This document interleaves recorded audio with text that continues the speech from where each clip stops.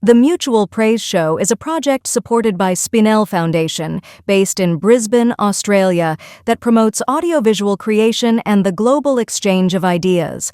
With the support of Fabian Espinel Toro, we focus on preserving and sharing Latin American culture, strengthening our identity, and empowering artists as agents of social change. Through the exercise of memory and dialogue, and with the support of international partners, we are building an inclusive and sustainable cultural legacy for future generations. El Show del Mutuo Elogio es un podcast presentado por Román González.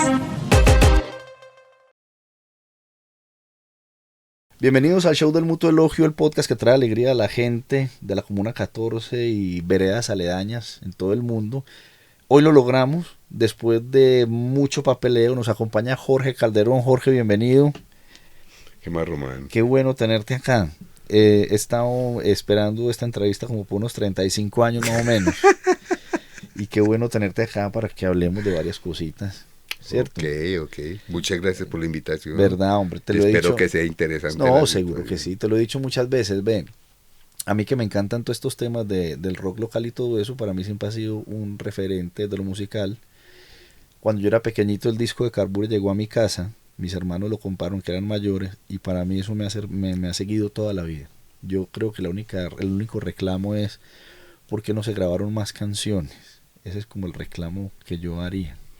Me imagino que para eso tenemos que comenzar a contar la historia de tu vida para poder llegar a responder a esa pregunta. Por Dios, esto va a ser como largo. No, tranquilo, si nos toca hacer 8 programas, lo hacemos. Por Dios. Vos naciste en Medellín, toda la vida has vivido acá, ¿cierto? Sí. 100% paisa. 100% paisa. Viví toda la vida, desde chiquito estuve viviendo en San Joaquín. Fue como mi lugar de casi que de nacimiento, yo creo. Toda la vida. Toda la vida. Después digamos de los 25 salí de San Joaquín, ya 25 años salí, ya me fui a viajar, estuve en otros barrios, viviendo en otros lugares. Ya. Ahí en San Joaquín entonces nace todo este tema de la música, ¿no? Digamos que eso tiene una connotación tremenda porque yo recuerdo que yo vivía mucho en la casa de un primo. Ya. Y el papá era un músico muy reconocido que es Luis Uribe Bueno, compositor tremendo de todos esos años, me imagino que del 25 al 68, 70. Y él cuando llegó a la casa con Beatles, mi primo y yo lo vimos, aprendimos a tocar guitarra. O sea, el Big Bang fue a través de los Beatles. Sí, eso fue lo primero que escuchamos. Claro que un poquitico antes ya estábamos escuchando pues música ya un poco más como balada, ¿no? Camilo Sesto, todo eso que había de plancha, pues que se llama ahora, o que le dicen así plancha. Veníamos con Enrique Guzmán, con toda esta gente, Palito Ortega, el Club del Clan fue algo que a mí me influyó completamente. Armando Plata, que macho, yo le digo así, que Armando Plata, que macho, fue otra persona que me entregó cosas para pensar, mentales, que uno pelado, uno de 8 años, de 7 años, de 9 años, ya está uno, o sentarse uno en una de esas conversaciones que tienen los cuchos de ese tiempo, y que eran unas reuniones con tiples, guitarras, bandolas, y conversaban y se tomaban unos aguardientes y uno oyendo lo que dicen por ahí, la caspa de la gente, ¿no? Pero vení, estamos hablando de qué años, finalizando los 60, que era vos más bien sardino. Sí, estamos hablando de cuarto, quinto primaria. Ahí comenzaste ya con la curiosidad de la música. Ya empecé con la curiosidad de la música y sí, o sea, empecé a tocar guitarra. Digamos que yo no he sido pues un virtuoso de la guitarra ni nada, pero siempre he tenido mi guitarra bajo el brazo y me ha acompañado toda la vida. Además recordemos pues que en esa época no había nada, ¿no? Pues no había paredes para subir porque todos se las ponían a uno, peludos marihuaneros, el rock es una cosa satánica. Por ejemplo, mi tío, uh-huh, que es bambuquero, pero sí estaba muy influido también pues, digamos, por todo el movimiento musical de Estados Unidos, Ya. ¿cierto? El jazz, por ejemplo, él metió muchas cosas de jazz dentro de la música colombiana.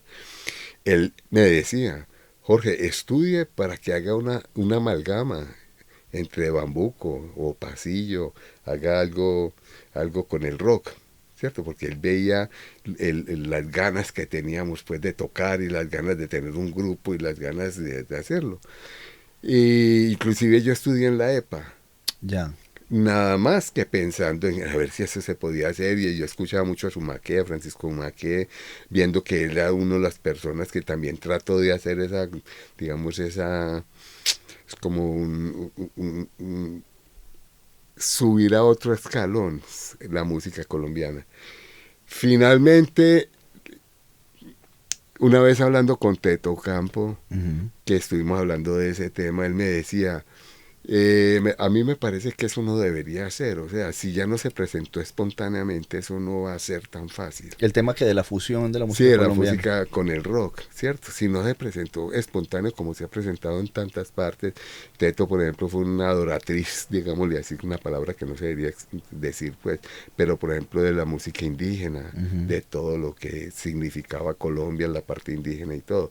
Pero él era un musicazo, pues, y un instrumentista tremendo, pero él no lo trasnochaba esa idea de poner la música colombiana con el rock y Fusionarlo. fusionarlo.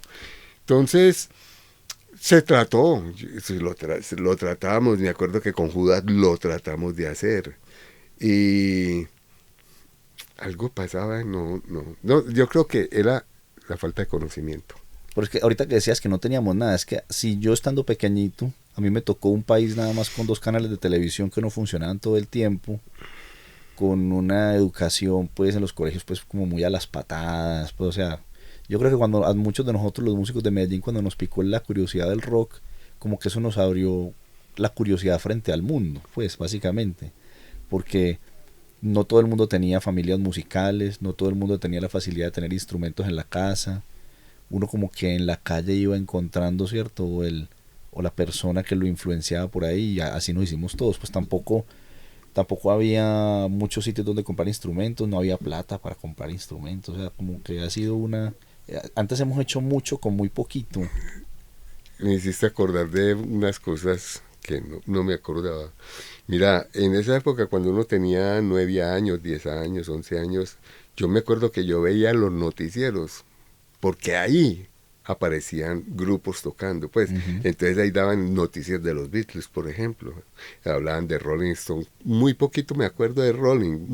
Hablaban mucho de los Beatles. Pero mi mirada estaba más que todo, era como en la batería, el bajo, la guitarra.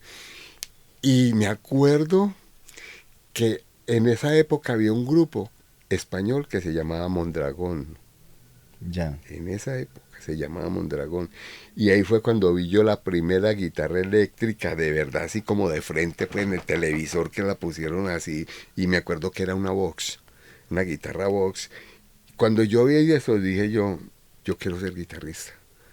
Ya. Pues algo me pasó y dije, yo quiero ser guitarrista. Y empecé el camino. Pero tu familia era musical, tus papás, tus tíos. Digamos que mi familia por parte de mis tías fueron de la radio nacional en los 30, los 40, se llamaban las hermanas Cataño, cantaban, hacían giras con el maestro Mascheroni, con una cantidad de gente, con Luis Uribe Bueno, ellos vivían en Bogotá y se vinieron a vivir a Medellín porque Lucho Bermúdez le ofreció a Luis Uribe Bueno que fuera el bajista de la orquesta de Lucho Bermúdez, y ahí fue pues cuando se vino a vivir acá. Entonces uno estaba metido ahí en una cantidad de gente, yo ya ni me acuerdo, Dolly Toro, Ligia Mayo, toda una cantidad de gente que grababa para los pueblos. Casi todo eso era música popular. y lo que tocaban los de las serenatas y todo esto. Entonces hay mucha música ahí metida. Me acuerdo, pues en este momento no me acuerdo de muchos nombres, pero era pues una playa de esos artistas, porque él era el director artístico de Sonolux en ese tiempo. Mira eso que me estás contando, que es una forma de promoción que la gente no sabe. En esa época, antes de los 60, pues que a mí no me tocó, pero me he dado cuenta que se producía mucho el sencillito de 45 revoluciones. Y eso era lo que se producía. Y cuando me hablas de pueblos, yo me acuerdo que la gente cuenta que se iban con esos disquitos a hacer correrías para que las rocolas de los bares pusieran esos disquitos. Esa era la forma de promocionar, ¿cierto? Esa era. Creo que hasta hace poco. Es más, yo lo hice, me iba con un promotor a recorrer, digamos, Oriente de emisora en emisora con Carbure, Ya. ¿cierto? Entonces llevábamos el disco, nos hacían no llegábamos hasta lugares, digamos que bares y esto, porque no existían, o sea, eran muy poquitos o ninguno. Pero sí me metí en eso que está diciendo. Ellos llevaban el 45, ¿cierto? Nosotros llevábamos era el disco y hacíamos pues como la promoción. Lo que llamaban la correría. Y muy arriesgados pues porque ese era un circuito popular y venir estos rockeros a meterse en ese mismo circuito. Y no nos dejaban. Y conseguir la cita era difícil. Difícil, pero bueno, por fin la conseguí. Además, tampoco era una correría pues de 20 pueblos, ¿no? Vamos a hacer 3 lugares, digamos La Ceja, Río Negro y Marinilla, por ejemplo. Y vamos y hacíamos los 3 lugares y devuélvase ya. Bueno, el primer proyecto musical como tal, o sea, dijiste, ya armamos nuestra banda y me junté con estos a tocar. Fue antes de Judas. Sí. ¿Y era música, era rock o era música colombiana? ¿Cómo se llamaba ese? Yo venía, digamos que yo era en esa época pues flaco, peludo, con bigote. Y entonces cuando estaba en primero bachillerato, me acuerdo que el rector de donde yo estudiaba, que era el IDEM de San Javier, yo estudiaba en el IDEM de San Javier, él me dijo,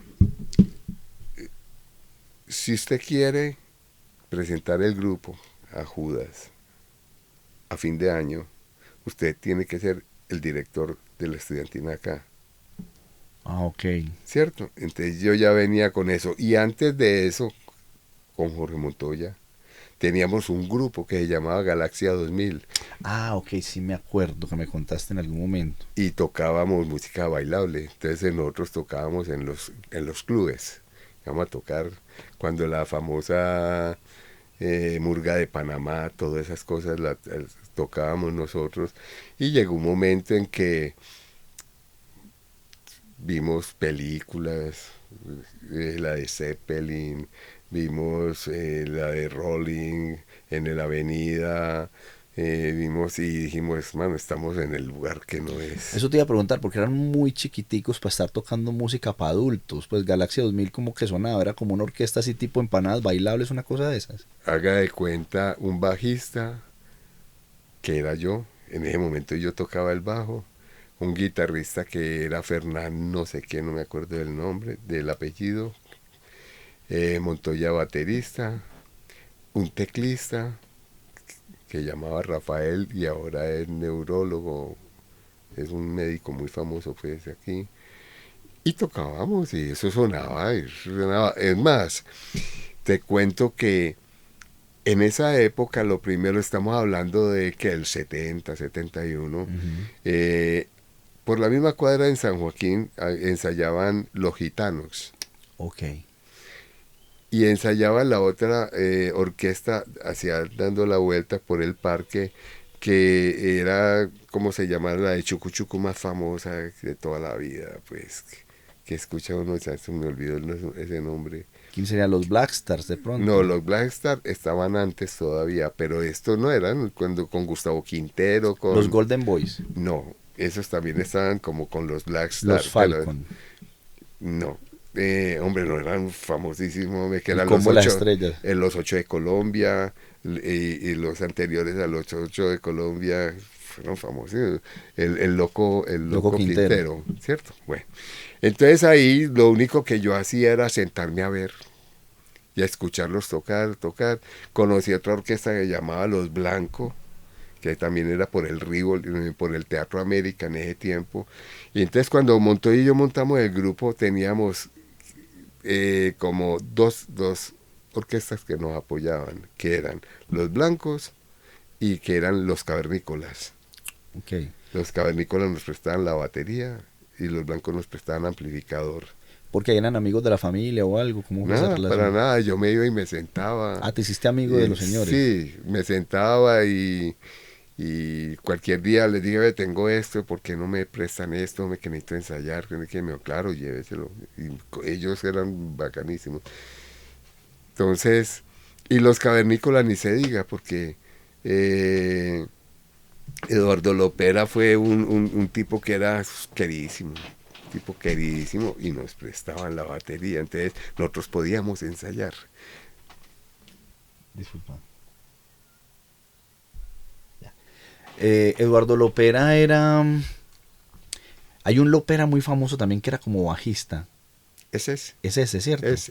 Eduardo Lopera, que creo que tocó muchos años después con este señor, con el de Tron, con Gabriel Múnera. Con Gabriel Múnera. Es ese mismo. Es ese mismo. Yo realmente... Y él también tocó en Últimos Tiempos. Antes de Tron era Últimos Tiempos. Y antes de Últimos Tiempos era Los Láser, tal vez. Los Láser, que era con Gabriel Múnera. Con Gabriel Múnera.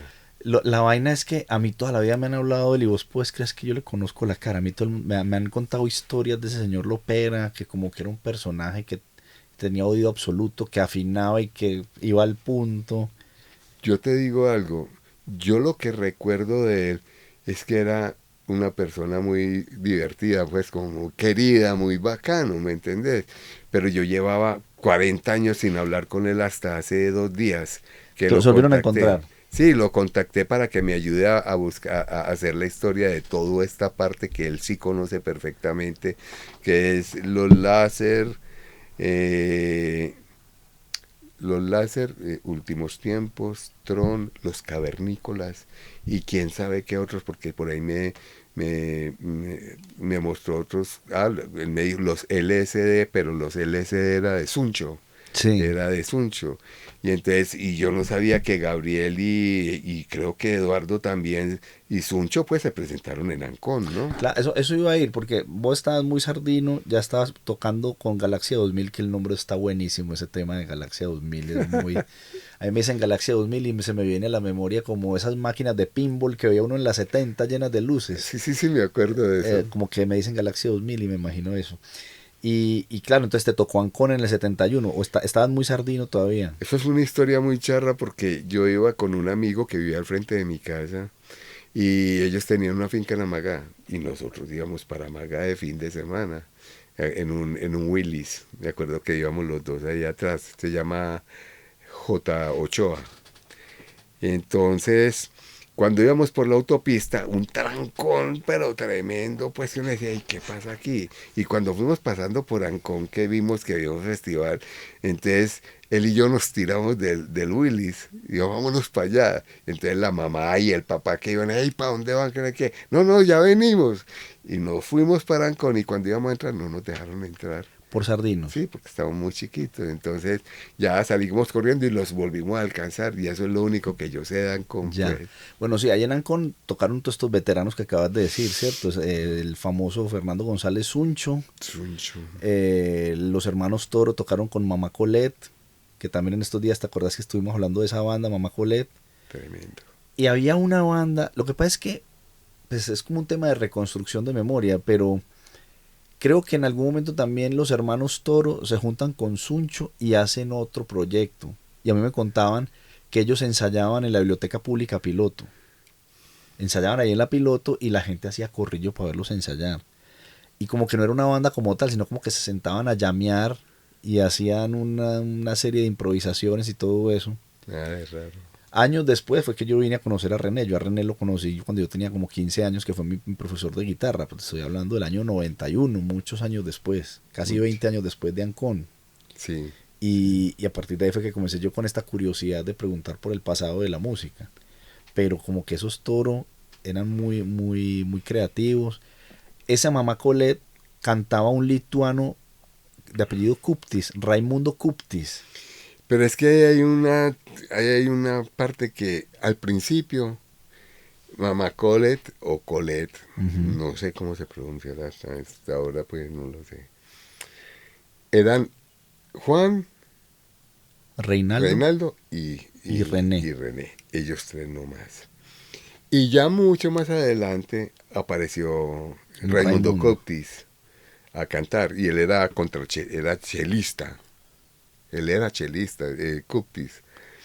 Y bueno, y después cuando Juan Toro se fue, y creo que... Juan Toro se fue, y aquí quedaron pues René y Reinaldo. Entonces hubo un momento en que Judas entró Cuptis a tocar bajo. Ah, mira. Creo que era tocar bajo. Y él se salió porque se iba y entró después Reinaldo. Reinaldo tocó también en Judas. Reinaldo tocó en Judas. Y Chava ya cogió guitarra y cantaba. Y Cuptis tocaba el bajo o Reinaldo tocó el bajo y ya Montoya y yo pues en Judas, sí. Bueno, retomemos pues porque estamos muy aleatorios. Galaxia 2000, ¿cuánto duró Galaxia 2000 como tal? Yo creo que Galaxia 2000 duró un año por ahí. Un año. Un año. Y después dijeron, qué suerte, vamos a rockear. O sea, Así. hicieron lo que muchos grupos hicieron al revés, que comenzaron rockeros y se caspearon, pero ustedes lo hicieron al revés, comenzaron tropicales y se Y rockearon. nos rockeamos, sí señor. Bueno, Pero eso tiene una influencia muy brava, que fue la hermana de Montoya, Inés. ok. Porque dos influencias tenaces. Primero que Inés le mandaba pues yo creo que a Luz o a Montoya discos desde Londres, porque ella vivía en Londres. Entonces ahí fue cuando conocimos a Alice Cooper, conocimos pues todo, Deep Purple, conocimos Led Zeppelin, conocimos. Entonces eso fue una locura, a nosotros nos quebró la cabeza esta música. No teníamos ni idea de qué decían, pero la música en sí, el sonido fue el que nos cogió y nos capturó, llamémoslo así. Y la otra es que yo tenía una tía que es parte de las hermanitas Cataño, pues de aquellas épocas, y ella era profesora en un establecimiento de acá en ese tiempo, y cuando ella se jubiló y le llegó la jubilación, me dijo, tenga estos 30,000 pesos, 30,000 pesos, vaya y compre dos equipos de guitarra y uno de bajo para su banda, y fuimos a Los Dernan, que era una empresa que hacía amplificadores, y compré eso porque nosotros no teníamos, nosotros nos la pasábamos pidiendo prestado, hasta que llegó un momento en que ella puso su jubilación para que nosotros compráramos los equipos. O sea, ella patrocinó el cambio de Galaxia 2000 a Judas. Y cuando pasó eso, entonces en la casa de Jorge vieron como la cosa como, hey, como así, y esta señora puso 30,000 pesos, no, vamos a darle la batería a Jorge. Y entonces se fueron para Cali, creo que fue, y trajeron una batería, una Ludwig, que casi nos desmayamos cuando la vimos. Entonces, imagínate, nosotros ya con equipos, con batería, pero al principio fue muy duro, pues, al principio sí fue puro hechizo, todas las baterías, los sobrantes de las bandas de San Ignacio. Mi guitarra había costado 1,000 pesos y era café con jaspeados, así cafés, y mis micrófonos eran de cobre. Eran de cobre verde, los tocabas y quedabas con los dedos. Y con eso empezamos Montoya y yo, y dañando el equipo de sonido de la casa de él, porque lo explotamos. Entonces siempre, desde que se hicieron amigos, ensayaron en la casa de Montoya. Unas veces ensayamos en mi casa y en una terracita que había en mi casa también, pero casi siempre ya después fue en la casa de Montoya, casi. O sea, ustedes se conocieron muy sardinos. ¿Cuántos años tenías vos cuando te conociste con él? ¿Estaban por los 13, por los 12? Yo estaba en primero de bachillerato, o no, creo que estaba en segundo de bachillerato y Montoya estaba en primero de bachillerato, en el San Ignacio. Ya. Contame la historia De cómo fue que conocimos. conocieron, sí. Pues yo venía, perdón, sí, yo venía de el Liceo Antioqueño, yo estudiaba en el Liceo Antioqueño, Y yo lo que hacía era, en esa época, me venía caminando desde el Liceo Antioqueño por toda la 70, entonces bajé por la 42, que la casa de Montoya al frente, en la esquina, al frente de la iglesia. Y al frente de la casa de él está el centro parroquial, y en ese tiempo apenas lo estaban construyendo, apenas estaban haciendo ese centro parroquial. Entonces yo pasé, bueno, con mi primo, nosotros practicábamos judo, jiu-jitsu y el cuento pues normal de Eran karatecas, karatecas y toda la cosa. Entonces yo pasaba por ahí y volteé así, y ahí donde estaba construyendo el centro parroquial estaba Montoya con unos amigos ahí, Fernando Londoño y otros amigos. Entonces me acuerdo que tenía una cosa aquí, como una pañoletica pues aquí. Entonces yo cuando pasé y lo vi, estaba, es que iba a quebrar no sé qué cosa, y manda la mano, ¡tan! Y se pegó aquí. Y me hace risa a mí, pues, y yo seguí, yo no dice más nada, y no reírme, pues, y me fui para la casa.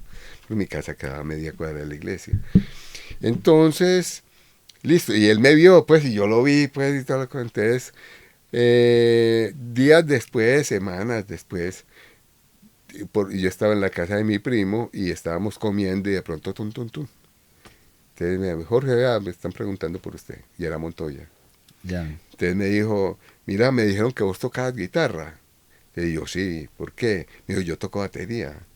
Entonces, qué bueno, que ya nos pusimos a conversar. Y desde ese día hasta el 2000, estamos hablando del 72, hasta el 2000 fuimos los mejores amigos del mundo. Entonces pasa, todo tu desarrollo musical fue de la mano con él, básicamente como que crecieron juntos ahí. Sí. Y qué bueno que se vinieron para el rock, si no serían el gran combo, una cosa de esas de pronto. ¿Quién sabe qué seríamos? Sí, Nunca sí. llegaste a pensar eso, que de repente no hubieran cogido el camino del rock, se hubieran vuelto una orquesta de esas timbaleras duras.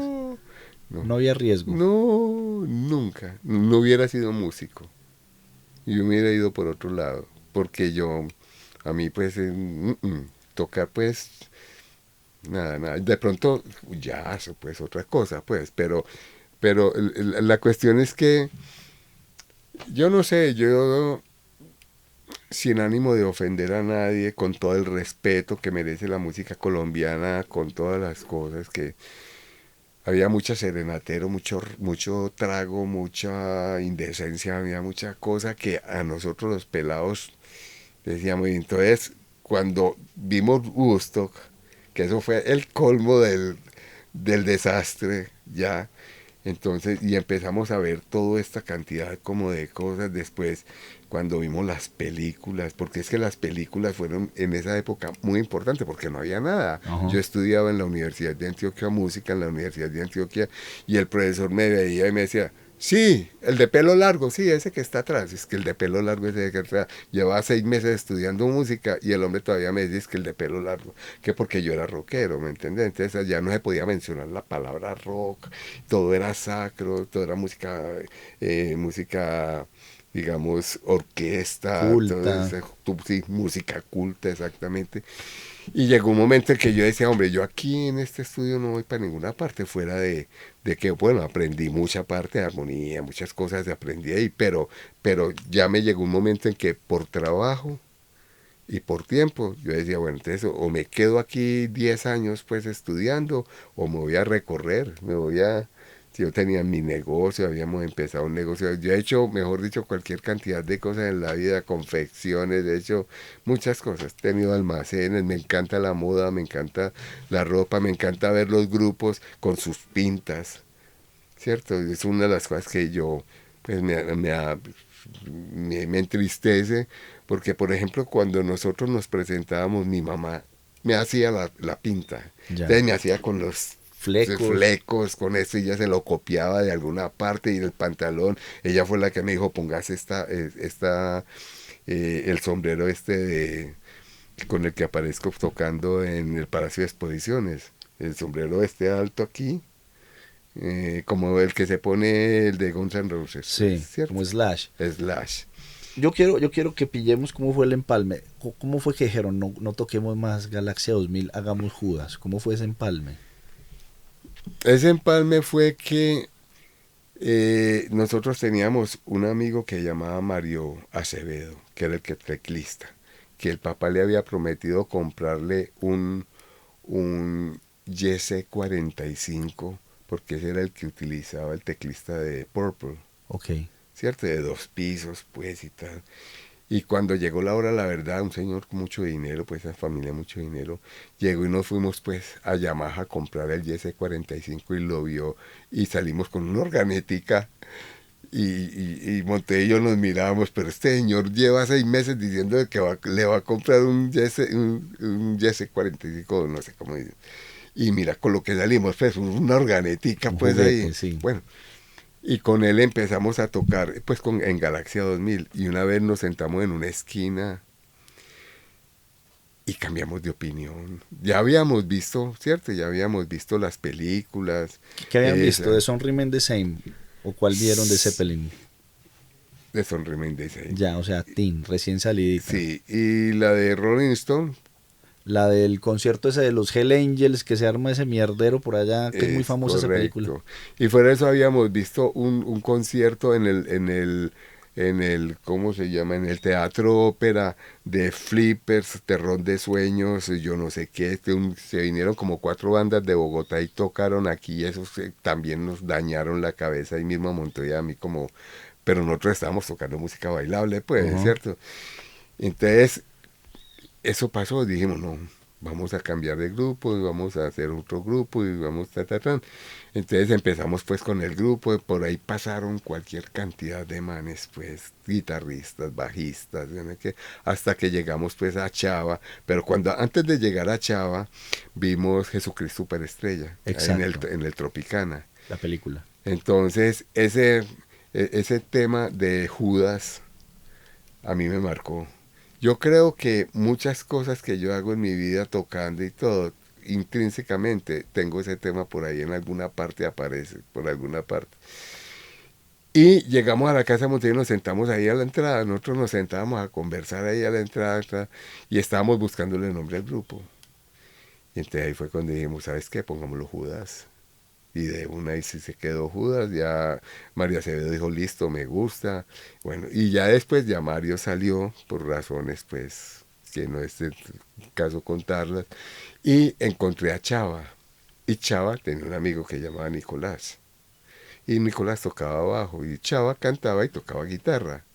Entonces se armó así, se armó. Y fuera de eso,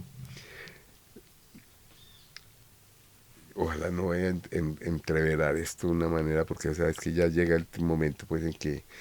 En que hay que Mira, hablar una todo. vez nos fuimos para Montoya y yo nos fuimos para el Coliseo donde jugaban ping-pong. Ya, ahí como por Colombia del Diamante para abajo. Correcto. Ujú. Y entramos a un concierto de un grupo que se llamaba Ensalada de Cerebro. Ok. Y fuimos. Y ahí vimos pues a Sergio Lombana, que era un man fuera de lo común, fuera de este mundo, pues no era pues común y corriente, era Ya. un man que pensaba completamente diferente. Y Monte y yo dijimos, ese man es el que nosotros necesitamos para que cante, ¿cierto? Entonces Judas en un principio era con Sergio Lombana, Montoya, yo no recuerdo el bajista.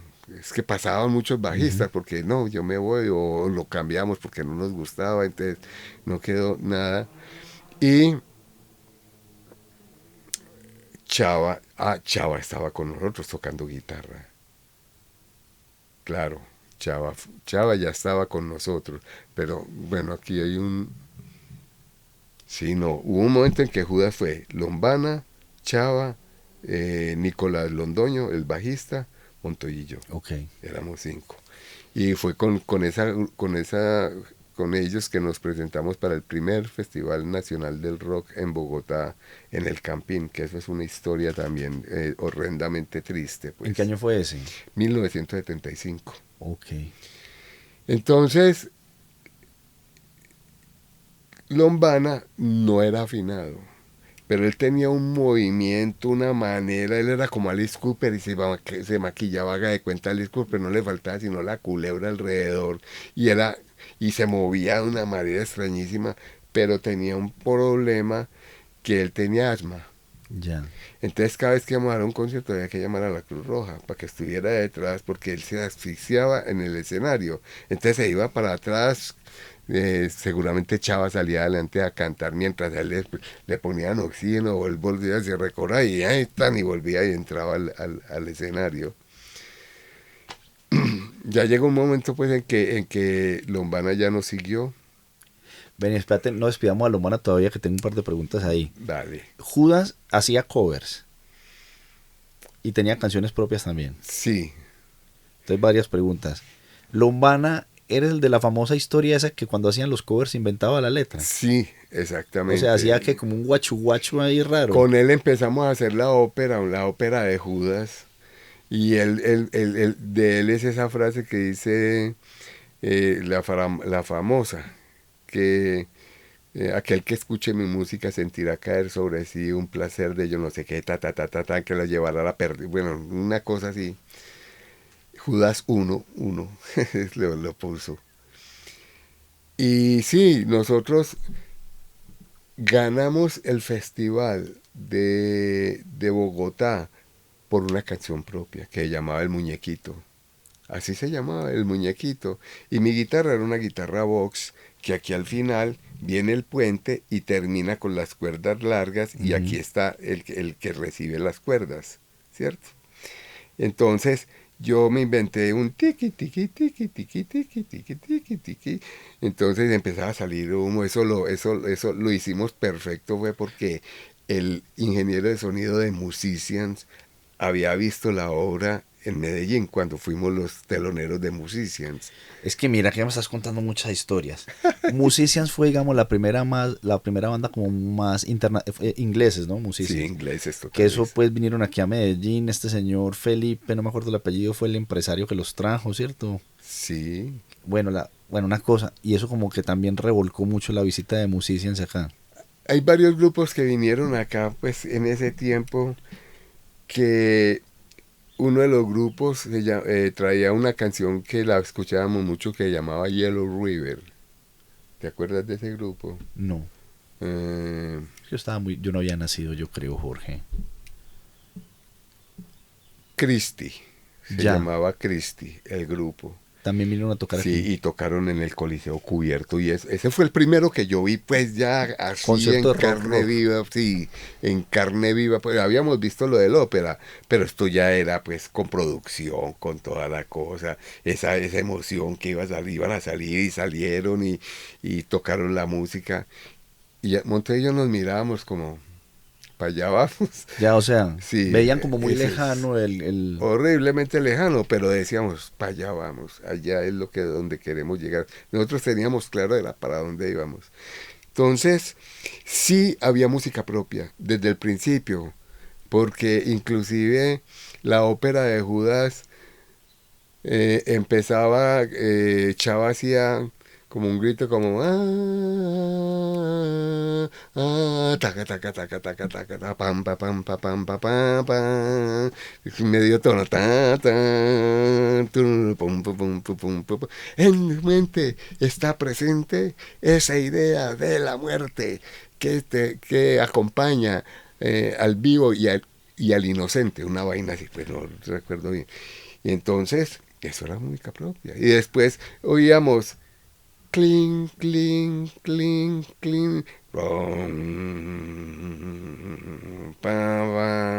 Black Sabbath. Y yo dije, pucha, nos copiaron. Ah, ok. Porque nosotros salimos primero con eso. O sea, yo no había escuchado esa canción de Black Sabbath nunca. A pesar de que ellos obviamente existían desde mucho antes que nosotros. Vení, ¿y por qué Judas entonces nunca grabó un disco como tal? ¿O existen grabaciones inéditas de Judas por ahí? Sí, por ahí tengo ya un CD de unos tipos hermosos que recuperaron el concierto de la 70, lo metieron en un estudio e hicieron lo mejor que se podía porque ahí no hay nada, eso era una cosa mal grabada, mal todo mal. Pero bueno, quedó eso, ¿no? Yo soy de los que escucho eso y digo yo, juepuchica, yo podría coger y volverlo a hacer. Y ya que tengo estudio de grabación, recrearlo y hacerlo y que ya quede como era la canción. Ese podría ser un buen proyecto. Ese es un buen proyecto que en algún momento lo tengo o lo tendré que hacer. Pero al tema este de la música propia, sí, desde el principio, y tocábamos covers. Nosotros teníamos una persona que era muy charra, era un fans de esos, y entonces cuando empezábamos el concierto del hombre se me pegaba de la bota del pantalón y no me dejaba, no me dejaba ni cambiar ni nada, y era enloquecido diciéndome, loco, Black Sabbath, loco, que tocáramos Black Sabbath. Decía el hombre en su viaje, Black Sabbath, Black Sabbath. Pero en todos los conciertos estaba el man, en todos los conciertos. Después lo encontré en algún momento, me encontré con él, y es una persona pues normal y común y corriente, era un señor, todo casado, con todas las de la ley, y él se me presentó y me dijo, Jorge Calderón, yo soy esa persona que te cogí allí, no jodas, hombre, vos que sos... Y debo tener el teléfono y debo tener pues lo de él, pero es un trasegar muy teso, pues. ¿No? Ven, y Judas como tal, ¿cuántos años duró Judas? Judas duró desde el 73 hasta el 99. Perdón, hasta el 79. Ok. Fueron, sí, a finales del 79 ya lo cortamos. Dieron mucha lidia entonces, porque a mí me cuentan que cada año hacían el concierto en la 70. ¿Se presentaban siempre ahí como una vez al día las velitas era? Sí, pero no, nos presentamos 2 veces, no más. No más. Nosotros, Montevideo, nos sentamos alguna vez a hacer una lista de conciertos, que inclusive por ahí está una lista de los conciertos que habíamos dado, y eran muchos, pero en colegios. Nosotros tocábamos, eran muchos en los colegios. Entonces era la única parte donde había pues forma de tocar, que era como en los bazares, en las fiestas de los colegios, esto. Entonces nos llamaban y nos contrataban. San Juan Eudes, nos presentamos hasta en la presentación de la América. Jorge, ¿y les pagaban? Sí, nos pagaban 20,000 pesos. Eso costaba un show, eso vendría a ser al día de hoy, ¿qué? Más o menos. No, era que eso aparecía muy raro, porque nosotros estábamos ensayando, nosotros no pensábamos en ensayar, nosotros ni siquiera pensábamos en tocar, sino que, por ejemplo, ¿qué te digo yo? Hicimos San Ignacio, Festival de San Ignacio, entonces cuando fuimos a participar, entonces el mismo día que íbamos a participar, porque hay un premio y toda la cosa, nos dejaron fuera del concurso y no pudimos participar, más sin embargo tocamos. Entonces cuando tocamos, saliendo de ahí, llegó una chica y vea, es que yo quiero que se presenten en el colegio, que las fiestas eran las belemitas. Y nos fuimos para las belemitas, y sí señor, de verdad, y las mujeres nos acogieron, y esto era rock venteado, y eso era una bullaranga tremenda, porque hay que ser honestos en algo. Uno en el 73 no tenía ni idea de que era una escala mayor, ni que era una escala menor, ni que... Yo todavía no sé. No, le cuento que yo sabía el nombre, los acordes y ya. Y ya me sentaba yo a sacar la música, pues, pero ya eso era puro oído, y entonces uno decía esto así, y muchas veces la sacaba mal también. O sea, llegaba Chava, por ejemplo, en alguna vez, no, pero es que esto es por aquí, sí, o Montoya. Y uno me decía, no, pero es que esto no es así, no así, entonces íbamos organizando las cosas. A Judas la gente lo recuerda mucho, pues como los rockeros de los 70 hablan mucho de Judas. Al mismo tiempo que existía Judas, ¿quiénes más estaban por ahí? ¿Ya existía Sobredosis y ese combo como de Víctor García, o eso eran más sardinos? Yo viendo las cosas como... Fuimos contemporáneos, Sobredosis, Piro. Yo me acuerdo que antes Piro se llamaba era Los Pollitos, y nosotros tocamos en el San Juan Eude. En estos días me encontré con él y lo pude corroborar. ¿Con Juan? Con Juan Londoño. Es que nos lo encontramos ahí en el lanzamiento del Muro, muy querido. Entonces estaban hablando ahí algo de Piro, entonces le digo, Juan, acuerde que usted tenía un grupo que llamaba Los Pollitos, y tenía una canción que llamaba Los Pollitos. Digo, ¿usted acordás de eso? Le digo, pues claro, nosotros nos presentamos juntos en el San Juan Eudes, ustedes tocaron Los Pollitos. Wow, Los Pollitos, ahí, esa sí no la sabía. Y nosotros tocando música de Purple, y ellos tocando Los Pollitos. Y Los Pollitos, la letra de Los Pollitos. ¿Pero rockera o qué? Rockerito, claro, era rockerito. Yo me acuerdo que era chévere, era un inicio. O sea, como esta es una nueva banda, pues, como estos pelados tienen los mismos ganas que nosotros de hacer algo, pues, ¿sí me entiendes? Sobredosis ya fue otro viaje. Ya, yo siempre había sobredosis mucho más profesionales que nosotros. Ya. Los vi como más seguros de lo que hacían. O sea, el problema era ese, que como nosotros la música era propia, entonces yo recibía conceptos de aquí, de allá y de allá. Y un concepto que me dieron por ahí alguna vez que me tocó mucho era que decía que lo de nosotros parecía como un edredón de estos llenos de, De colcha de retazo. sí, colcha de retazos, que eso parecía algo así como eso, ¿cierto? Entonces a mí me preocupaba mucho eso, porque realmente, y fue cuando empezamos a cambiar y ya a hacer canciones ya como con letras, pero acuérdate que Judas no tenía letras, porque Chava cantaba en un span inglés todo raro, entonces Él improvisaba las letras. él ¿Cómo era eso? él improvisaba y fantástico, todo el mundo creía que estaba diciendo alguna cosa y realmente no estaba diciendo nada. Qué loco. Y lo peor de todo y lo más teso es que las repetía igualitas. Fuera de eso que se las aprendía. Y se todo. las aprendía y todo. Es un hombre teso, duro.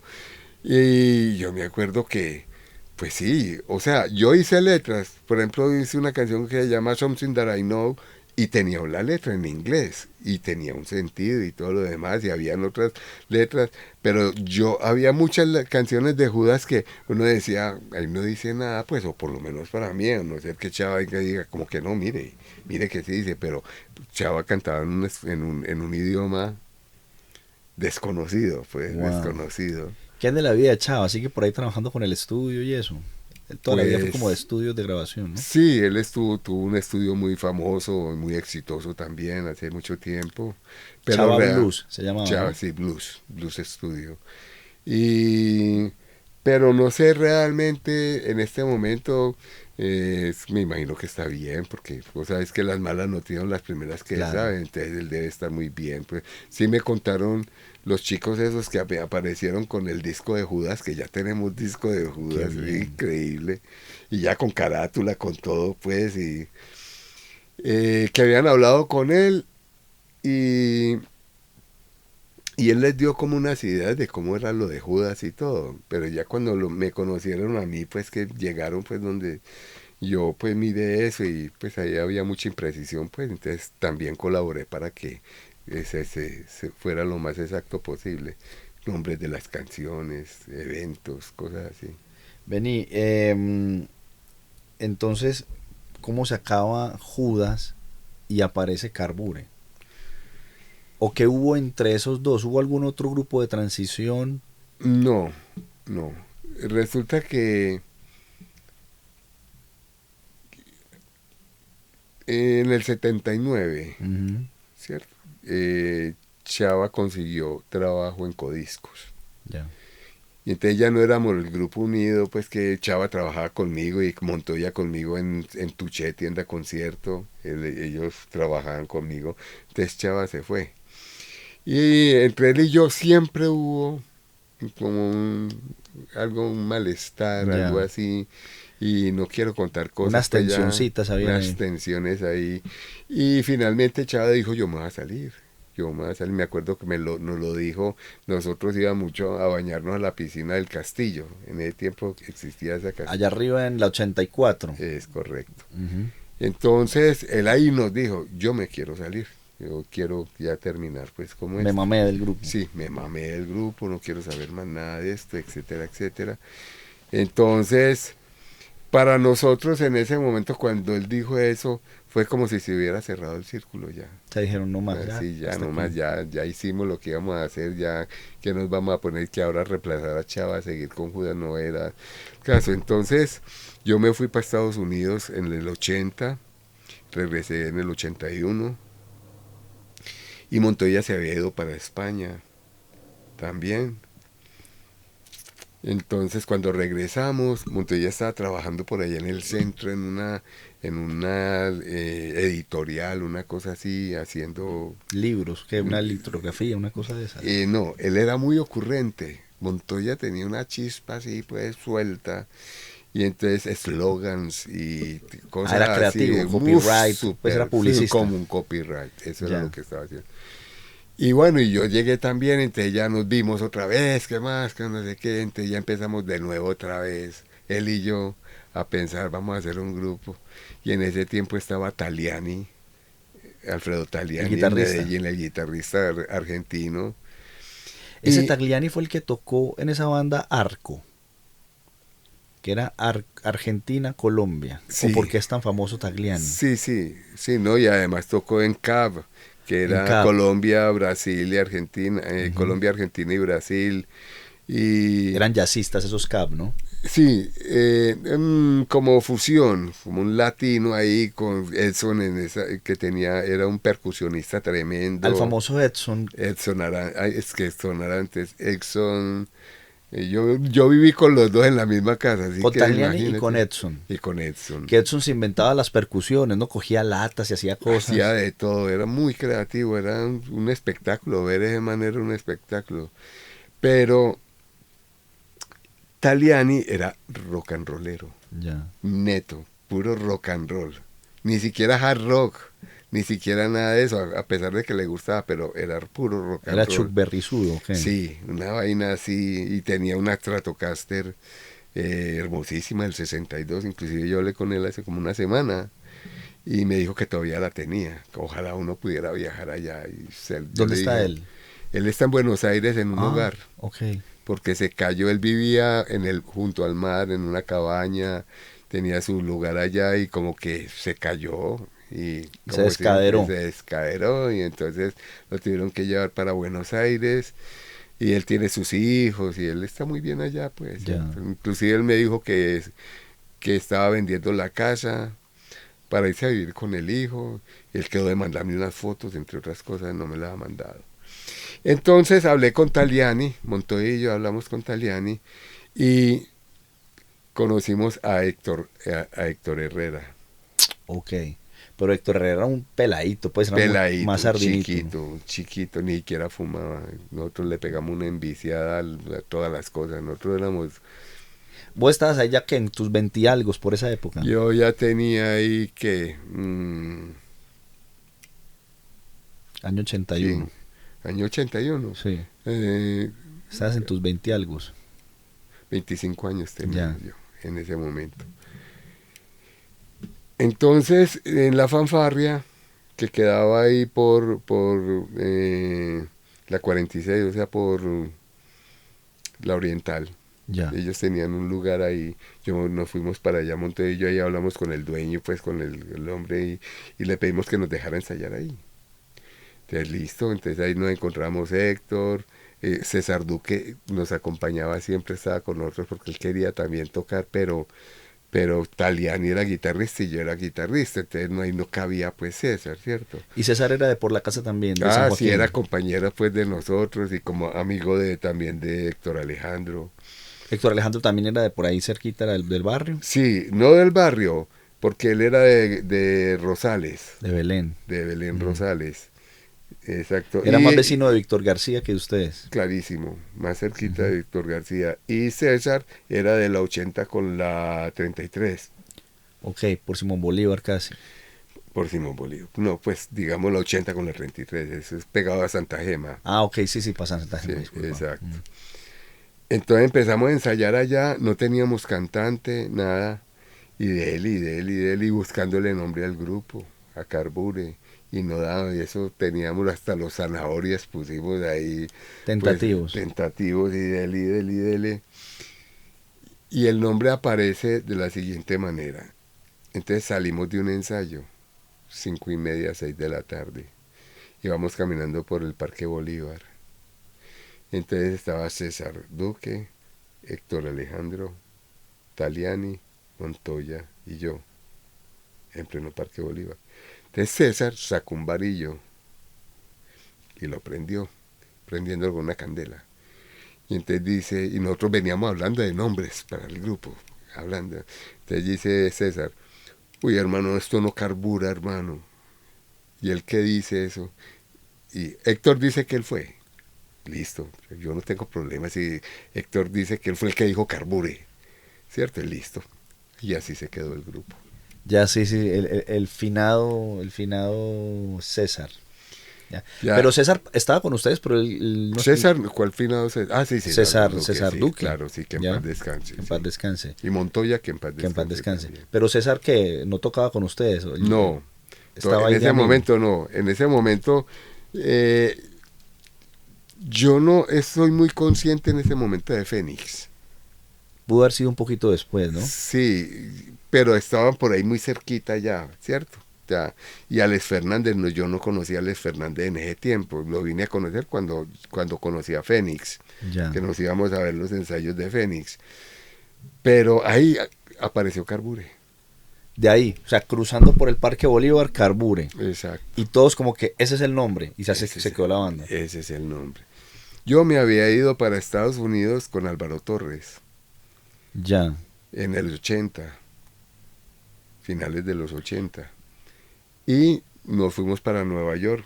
Allá fue donde compré mi guitarra. Él también compró su guitarra. Él se pensaba quedar allá de todos modos. Yo no me, pues yo pensaba que de pronto me iba a quedar, pero no era pues lo más seguro. Pero bueno. Entonces yo me vine de allá y listo. Y fue cuando hablé con Montoya, fue cuando que Montoya vino de España, fue cuando llegó Taliani, fue cuando apareció Héctor, estaba César Duque con nosotros, pasaron todas esas cosas. Y de pronto me llaman y me dicen, Jorge, ¿a que no sabes qué pasó ayer, huevón? Y yo, ¿qué pasó, mano? Creo que fue Montoya el que me llamó, casi que llorando, pues. Imagínate que este pendejo de Taliani, como ellos tocaban ahí en todas las 70, en un rodicio que había ahí, ellos tocaban ahí. Y entonces dice que estaba sentado a la entrada, ahí sentado fumándose un cigarrillo, y llegaron los de inmigración y entonces les dice, el de inmigración dice, ¿dónde está el grupo? Entonces dice, che, está allá. Ay, ¿vos quién sos? Ah, del grupo, venga para acá, pan, y lo deportaron. Así hermano. fue la historia. Y lo han deportado, güey. Y se quedaron sin guitarrista. Y quedamos sin guitarrista. Entonces ya Torres se enteró también, entonces yo, no, entonces yo me voy a ir para allá, me voy a volver, y que yo también quiero tocar, y que no hay que esto. Y ahí fue cuando Torres entró a Carbure. Se vino de Estados Unidos a meterse a Carbure. Exactamente. ¿Y vos y Torres de dónde se conocían? ¿Del colegio? No, cuando yo tenía Tuché tienda concierto y ensayábamos allá, había un man, llegaba un man grandísimo, pues que uno no sabía ni quién era, pues. Y después nos dijeron que el hombre era el flautista de la banda de la Universidad de Antioquia. Ya. Un flautista que muy bueno, ¿no? Y volvió, un día volvió y ya conversábamos y todo, y nos fuimos haciendo amigos, y finalmente se volvió muy buen amigo, pues fuimos muy buenos amigos y decidimos irnos a vivir a Nueva York un tiempo.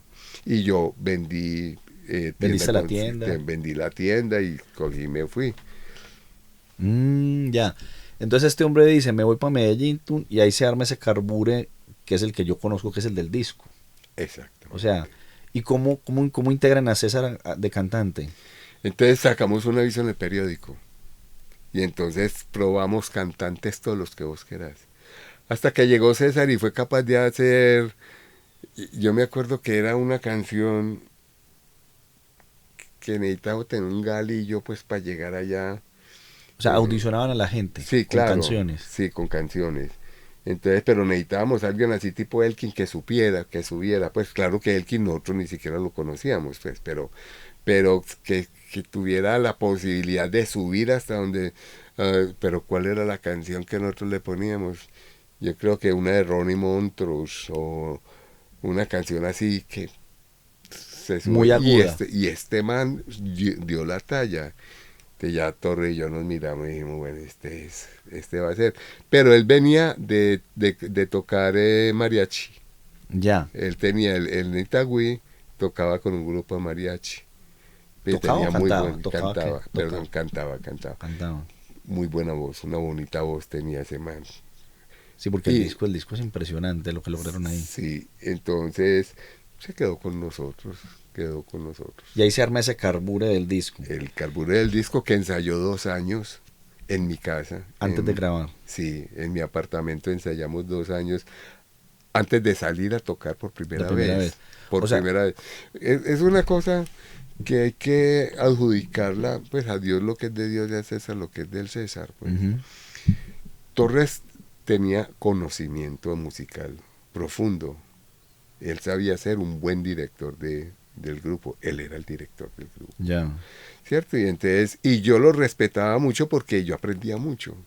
Y yo aprendía, y Montoya también, y estaba, y los tiempos, y cómo es que es la cosa, y toda la, ¿cierto? Entonces, él era eso, entonces, por eso él se daba el lujo como de sentirse el jefe, pues, de todo el mundo. Llegaba a patronear, pues, Sí, como en el buen sentido. exacto, como sí, entonces, si no fueran por mí, ustedes no serían nadie, pues, una Ok, vaina ok. así, ¿cierto? Entonces, ahí fue cuando empiezan las cosas. Las tensiones. Sí, a marchitarse la cosa. Pero esa maluquerita se comienza a sentir antes de grabar el disco. No, Ya fue luego. no, eso fue luego. Luego, teníamos una casa donde teníamos un estudio exclusivamente para que ensayara Carbure, Ya. ¿cierto? Ahí ensayábamos, inclusive ahí vivieron Taliani, ahí vivió Edson, y ahí vivió en estos días que me dijo que él había vivido ahí Sigifredo, el de Nash, Ya. el bajista de Nash. ¿Y dónde que era yo la no me casa? acuerdo. Por ahí en la 70. No, eran Los Colores, por el Parque de los Colores. Ya, y allá ensayaban. Allá ensayábamos, segundo lo acondicionamos, le pusimos pues para que no molestara pues mucho a los vecinos, y eso se armaron unas rumbas ahí Yo me imagino. duras, pues unas cosas duras. Pero entonces se juntan en el 81 y entonces al 83 ya tocan por primera vez, más o menos, Sí. 2 años encerrados ensayando. Encerrados ensayando. ¿Y montaban temas propios o también hacían covers? No, ese era el problema de Torres, y por eso era que Montoya, Héctor y yo éramos como el sindicato de la banda. Ya. Porque mientras llegaba Torres, nosotros sí montábamos temas de nosotros y tocábamos, Y componían. improvisábamos. Y cuando llegaba Torres, no, ¿cómo así que tocando qué? No. Vamos a lo que vinimos, traen pues covers. Ya, ¿qué tocaban? Sabbath, Zeppelin, ¿qué tocaban? Nosotros tocábamos Scorpions, tocábamos Def Leppard, tocábamos Led Zeppelin, tocábamos Black Sabbath también. Ronnie Montrose, que era un grupo tenaz, difícil de entender. Deep Purple, obviamente. ¿Qué más tocamos nosotros? No, yo estudiaba mucho Yes, me encantaba montar las obras de Yes. No, pero no recuerdo así muy bien. Pero entonces, 2 años ensayando y entonces hacen un primer concierto, todavía no existía el disco. O sea, no habían entrado a grabar. ¿Y ese primer concierto dónde fue? Ese primer concierto fue en Bello, con Nash. Ok. Ese primer concierto fue en Bello, con Nash. De ahí pasamos al Museo de Arte Moderno. En esa época ya estábamos grabando. Eso. ¿Y cómo fue la conexión para llegar a grabar? ¿Eso fue un disco independiente o fue un disco negociado con Victoria, fue? Fue un disco negociado con Victoria, Torres negoció el disco. O sea, él fue a buscar el... Pues fuimos a negociarlo entre los O sea, ¿se presentaron un día que con un demo? ¿Cómo fue esa logística para que lo chequearan ahí? No recuerdo.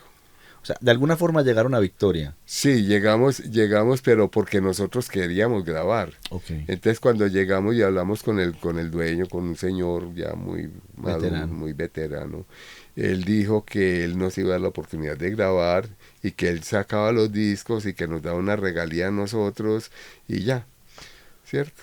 Fue sencilla pues la negociación. Sí, lo que no fue sencillo fue el ingeniero de sonido que nos pusieron, que era un man que no toca, Que no sabía. No sabía nada. ¿Dónde grabaron ese disco? En los discos, en los estudios de Victoria. ¿Eso era por dónde? ¿Por aquí por la 65? ¿Como por el zoológico? Sí, como por el zoológico, sí, diagonal al zoológico. Ahí había gaseosas Lux por ahí. Exactamente, Por ahí, era un postón. Postobón. En esa cuadra, recuerdo que fuera que estaba Victoria, habían como otros sitios maquiladores de discos, ¿no? Estaba Antioqueña de Discos. Eso Antioqueña y no más. ¿Nada más esos dos? Sí, yo creo que no existían sino Sí, dos, hoy en porque día los otros eran distribuidores de ellos mismos Ellos mismos sacaban submarcas. sí, sin marcas. Sus diferentes Vos trabajaste marcas. para Antioqueña de Discos, ¿no? No, ¿No? yo nunca trabajé para Ya. ellos. Entonces, cómo negocian? Venga, les vamos a dar unas horas para grabar o vengan a Sí, grabar tales días. tiene tales días para grabar, ahí está, 24 tracks, normal pues como debe ser. Yo tenía mis efectos, entonces esos los utilizábamos, delays, todas estas cosas, lo que íbamos a utilizar en la grabación, que este man ni siquiera sabía conectarlo a la consola, pues. El ingeniero que tenían. Sí. Pero vení, si el ingeniero era tan petardo, ese disco, ¿por qué suena tan bien? ¿Ustedes fue que le metieron la mano a eso? Sí, porque entre ella nos sentamos Torres y yo, y Montoya, pues, y estábamos, o sea, el hombre quería mezclar, Ajá. y entre ella Torres y yo, no, mano, ¿cómo te ocurre que vas a mezclar? Pues, entonces ya nos sentamos, fue con Montoya, Torres y yo con el man, A decirle subí cómo. aquí, ve, pone esto aquí, ve, no, eso está muy duro, ve, bájale aquí, ve, y pilas con él. Si no hubiera sido porque estuviéramos ahí, se hubiera perdido el efecto del falto, no, de Hombre en Serie. Las que máquinas queda- del principio. no, esas las hicimos ahí en el estudio, pero la de yo estaba tocando otra y que queda un armónico Sí. sonando. Eso fue una casualidad que pasó cuando estábamos grabando y quedó. Pero el man, Lo iba a borrar. no, pues no lo encontramos. ¿Dónde está? Pues, y acordate que lo grabamos. Y Esteban no lo encontraron, Entonces, cuando ya estábamos mezclando, lo encontramos. Fue pucha, y ya, pues lo incluimos pues dentro de la... Pero yo estaba más triste, yo cuando voy a volver a sacar ese armónico, eso es una cosa que se salió así. En ese tiempo, acordate que es que en ese tiempo todo era, mejor dicho, No había forma de ponchar. O sea, había que grabar casi que sí, en directo. no, pero sí se podía ponchar, digamos que sí se podía ponchar, pero tenía que ser un man muy experto, pues, para ponchar, pues, para hundir ese récord ahí y volverlo a sacar después para no ir a borrar, porque donde borrar lo siguiente hay que volverlo a hacer, pues, ¿cierto? Se grabó ¿qué? En cinta de 2 centímetros, de 2 Sí, pulgadas. 2 pulgadas, 24 tracks, me acuerdo la panela era grande. ¿Cuántos días se tiraron grabando ese disco? Por ahí que como 4 días o 4 5 días. días, por ahí más o menos eso. Ya. Ese disco para mí es de mis favoritos por muchas cosas, porque suena muy bien, porque la producción del disco es muy bonita, la carátula es muy Es de bonita. un pintor muy famoso que vive en Nueva York, Horacio Molina. Esa Él la carátula, hizo que en aerógrafo, ¿cómo se hizo en esa carátula? aerógrafo. Eso es puro aerógrafo. Es un tipo, un pintor de lo mejor. ¿Cómo de se este llama, mundo. disculpa? Horacio Molina. ¿Y era que amigo de ustedes por acá o algo? No, nosotros lo contratamos porque nos gustó mucho la obra de él, lo contratamos y le pagamos para que nos hiciera la carátula exclusivamente, pues. Y Montoya quedó con unas pruebas y con unas cosas. Lo que pasa es que nunca supe qué pasó con las cosas de Montoya, pues, y muy difícil saber y meterse ahí en ese estudio. ¿Sabes qué me llamó la atención? Que las fotos son muy bonitas y cuando leí el crédito las fotos son de Patricia Bustamante. En ¿Sí el te acuerdas? disco, Sí, en el disco, ¿te acuerdas de eso? que fuera Patricia, no me acordaba. Sí, Patricia Bustamante fue la que hizo las fotos. Yo. Yo no me acordaba de Mm. eso, no me acordaba. ¿Te acuerdas cómo increíble. fue esa sesión de fotos? No te acuerdas casi. ¿Cómo No, las hicieron? no me acuerdo. Estas fotos que aparecen en la parte de atrás, Ujú. eso, ¿cómo fue? ¿Verdad, no? No recordás. No, pero me disco- voy a acordar. La fotomecánica, porque en esa época no había Photoshop ni nada. O sea, Sí, la sí. litografía, los Eso colores. era como- pegado así encima y eso lo ponían en no sé qué, le sacaban Le hacían una foto. una foto y ahí sacaban pues ya para el color kit, toda la cosa. ¿Vos recordás cuántas copias salieron de ese disco? Salieron 1000 copias. A mí me llamaron una vez porque fuera por unas regalías de 15.000 pesos. De 15 pesos, pero es que 15.000, donde hubieran sido 15.000 pesos en ese tiempo. 15 pesos que en el año 84. Sí, 15 pesos. Y a Torres lo llamaron para unas regalías de 250 pesos. Y Torres dijo, no, yo ¿qué voy a ir por 250 pesos? No, y yo dije, yo menos 15 pesos, que voy a ir a por eso. Y ellos se quedaron con todo, pues. Resulta que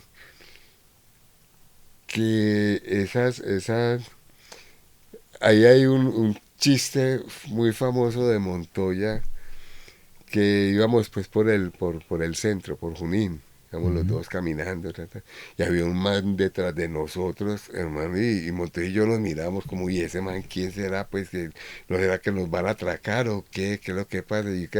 Hasta que paramos pues y esperamos a que el hermano nos llegara. Hermano, ¿qué pasa, hermano?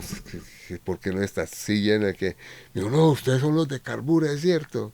Entonces, sí, nosotros, yo compré el disco de ustedes y volteamos y te dice que, vos fuiste. El único que se vendió. El único que vendió. Vos fuiste. ¿Oíste? Y el disco se vendía que Nunca supimos. Nunca se supo. Ellos nunca dijeron nada, nunca compartieron nada, nunca hubo vengámonos de gira, nunca hubo, no hubo promoción. Nada, finalmente. Inclusive en los 90s que queríamos volverlo a mezclar y queríamos organizarlo y todo, fuimos a buscarlo y estaba pues la bodega donde estaba todo eso y lo encontramos. La cinta original. Sí, Carbure. Y cuando fuimos a abrirle lo montamos en la grabadora, era un grupo vallenato. Le habían grabado encima un grupo vallenato, estos hijos de madres. O sea, reciclaron la cinta. Reciclaron la cinta. Y Caramba. se perdió toda la grabación de Carbure, toda, completamente. Y bueno, ya qué carajo, ya pasó eso. ¿Y por qué no se grabaron más canciones, solamente esas 3? Porque esas eran las 3 que habían y ellos nos ofrecieron, fue un súper sencillo. Ya. ¿Cierto? Ellos nos ofrecieron un Disco completo. Un disco completo, un álbum completo. O sea, ustedes de vivo le metieron una tercera. Exactamente. Entonces, Torres le metió carne y hueso. Porque era por un lado iba El Faltón y por el otro lado Hombre en Serie. Uh-huh. Y Torres en esos días se hizo esa canción, él la hizo. Pum. Que metámosla ahí, métala ahí. Por eso recibió más regalías por compositor. Digamos que sí, claro. Pues sí, o sea, a lo que voy es que... Pues ahí aparecen Montoya con su canción, pues, uh-huh. ¿cierto? Y Torres con sus 2 canciones. Ya. Montoya me dijo, te voy a poner a vos. Le digo, no, porque yo pensaba, no, después va a haber más canciones pero yo participé en la composición de la canción, de todo, fue el que puse la líder, fue que ese prom, prim, prom, tan, taran, para, sí, la introducción. Prim, prom, todo eso es pues una cosa. Pero yo no lo quise hacer porque, mira, cuando yo conocí a Montoya, él tocaba esa canción en el piano y él nunca la había podido redondear para hacer la canción, sino que él la tocaba fabuloso y uno la oía y decía, uy, ¿cómo sonaría eso? Una berraquera, ¿cómo sonaría? Y ya nos pusimos en Torres también participó, pues, porque... La composición sí, de todo eso. En la composición y inclusive yo creo que Héctor Alejandro, pues... César sí no, pero también metió la mano ahí, ¿me entiendes? Pero yo dije, esa canción se lo he oído toda la vida a Montoya y yo que me voy a meter ahí, pues, porque claro, me pareció como medio galgo eso, como... Y en algún momento se les prometió que iban a hacer un disco ya completo, ahí en Victoria. Sí y no, porque cuando lo dijeron yo sabía que eran mentiras. Ya era como por darles contentillo. Sí, es que en ese tiempo las disqueras no creían en los grupos de rock. No creían. Por ejemplo, ¿por qué Judas nunca grabó? Porque nosotros no teníamos, nosotros éramos muy ignorantes y nosotros llegábamos a grabar, intentamos grabar en codiscos y no fuimos capaces. El metrónomo nos pasó por encima corriendo a Montoya a mí. Yo no era capaz de seguir un metrónomo. Es más, era la primera vez en la vida que me ponían un claro. Y yo, hijo de pucha, y yo bregando a coger. Y entonces, no, volvámoslo a hacer. No, hasta que yo dije, no, mano, olvídate de ese cuento. Nosotros no estamos preparados para grabar y ya. Y nadie dijo, hagan eso en directo. Toquen eso así como que se era la tendencia. También muchas bandas tocaban en directo. Nosotros, cuando tocábamos, infortunadamente, pues, yo no era el mejor instrumentista, pues. Ya. Sino que yo podría tener mucha imaginación, podía crear las canciones, podría todo, pero es que uno, si uno no tiene conocimiento musical, uno, como dicen por ahí, la ignorancia es atrevida, mano. Entonces, eso fue lo que hicimos con Judas, ser unos ignorantes atrevidos. Más sin embargo, a la gente le encantaba la música, más sin embargo, todos los errores uno ve, yo escucho las canciones que se grabaron en las 70 y hay, por ejemplo, cosas que yo hago líderes y me salgo de la tonalidad y vuelvo y entro, ¿me entendés? Como que me doy cuenta y vuelvo y entro y digo, hijo de madre, ¿cierto? Pero eso era lo que había.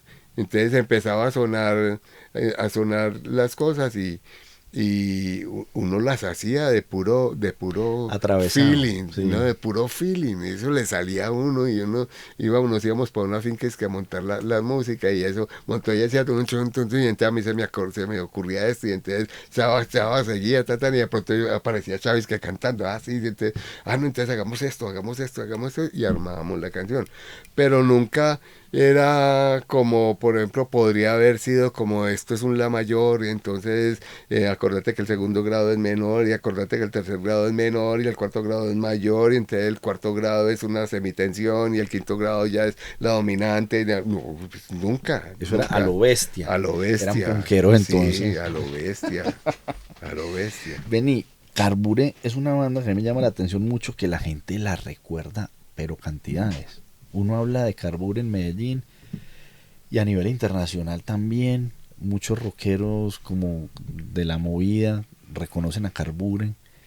¿Qué será la magia de esas 3 canciones que después de tanto tiempo la gente las recuerda tanto? Yo no lo sé. Y, Pues, o sea, a pesar de que en ese momento sí son pues algo muy especial, porque primero eran en español. Me acuerdo que los genios de Medellín decían que cantar en español era mañé. eso, que el rock se tenía que tocar en inglés. En inglés. Y entonces nosotros nos aprendimos a hacerlo en español. A pesar de que veníamos de Judas, de cantar en Span English o yo no sé qué. Bueno. Segundo, El Faltón es una canción que nació del pueblo. Es una canción. Porque a pesar de que Torres fue el que la hizo, porque él fue el que la compuso, eso venía de otra persona por allá que vivía en Bello y tenía una charada ahí que decía no sé qué cosas y yo creo que Torres se iluminó pues con eso. Se inspiró. Se inspiró. Porque sí, a mí hablan de un personaje que para mí es como que lo podríamos como asimilar a, por ejemplo, a Tanguito, el de la leyenda de Tanguito en Argentina, que era alias el Feroche. El Feroche. Cierto, Sí, que sí. dicen que está todavía por ahí y dicen que fue el que sacó como esos primeros Acordes y como, sí. Entonces parece Sí. ser que, pues para que lo hablemos tranquilamente, o sea, parece ser que este hombre como que le cogió la canción y la arregló y la volvieron un éxito carburero, por decir así. Digamos que así fue. Digamos que así fue por este hecho, porque yo la escuché también, tocada por Feroche, ¿cierto? Entonces, pero no decía pues tampoco cuando tengo un amigo y creo en él, no, eso tampoco lo decía, pero sí decía cosas como muy parecidas pues. ¿Por qué digo que Torres fue el que la hizo? Porque esa canción no hubiera salido de ahí si no hubiera sido porque Torres la hizo. Claro. Porque el Feroche no iba a hacer. No lo iba a hacer, no lo iba a lo grabar. iba a hacer. Y la otra es que dio en el clavo exactamente porque en ese momento se estaban gestando muchas cosas en Medellín que ninguno lo sabíamos, sino que ahora con el tiempo es que empezamos a ver, con razón, cuando tengo un amigo y confío en él y no creo que me vaya a dar en la cabeza, es mentira, todo eso es como un tejido mental de mucha gente. Mira lo que pasó en Manrique, mira lo que ha pasado en todos estos barrios periféricos que finalmente se vinieron en contra de los burgueses del rock, del Laureles y del Poblado y yo no sé qué. Y yo creo que es por eso, ¿cierto? Y es una canción popular. Sí, marcó una época. Por ejemplo, a mí me duele mucho que Hombres en Serie, que es una canción todavía mucho más profunda, su letra es muy profunda, es una letra y es una canción que no es simplemente, sino que tiene mucho movimiento, tiene mucho cambio, tiene mucho no es tan famosa como El Faltón. Ven, en algún momento yo escuché que pues eso es una cosa popular, pues como un chisme de ciudad, que en algún momento dicen que el Faltón era como una especie de canción, una oda gay. ¿A usted llegaron a preguntar eso alguna vez? En la vida, nunca. Sí, es que esa canción es como una declaración ambigua. O sea, digamos que se podría dar a entender eso, porque se está hablando de un amigo, ¿cierto? Se está hablando de un amigo y puede la gente malentenderlo, pero pero es un malentendido, porque eso no se hizo con esa propósito. Es una leyenda sino urbana. es eso, lo que son los amigos y uno confía en ellos y después le dan a uno en la cabeza y lo mandan para la porra, sin tener nada que ver ahí la parte pues de amor, ni en ahí no la amistad. Estábamos hablando de la amistad y es eso. Ya. Y eso fue lo que pasó. Antes de grabarla, entonces esa canción ya era muy popular en las coplas de este señor, de Feroche. Pues era una canción como de rumba, de guitarrera.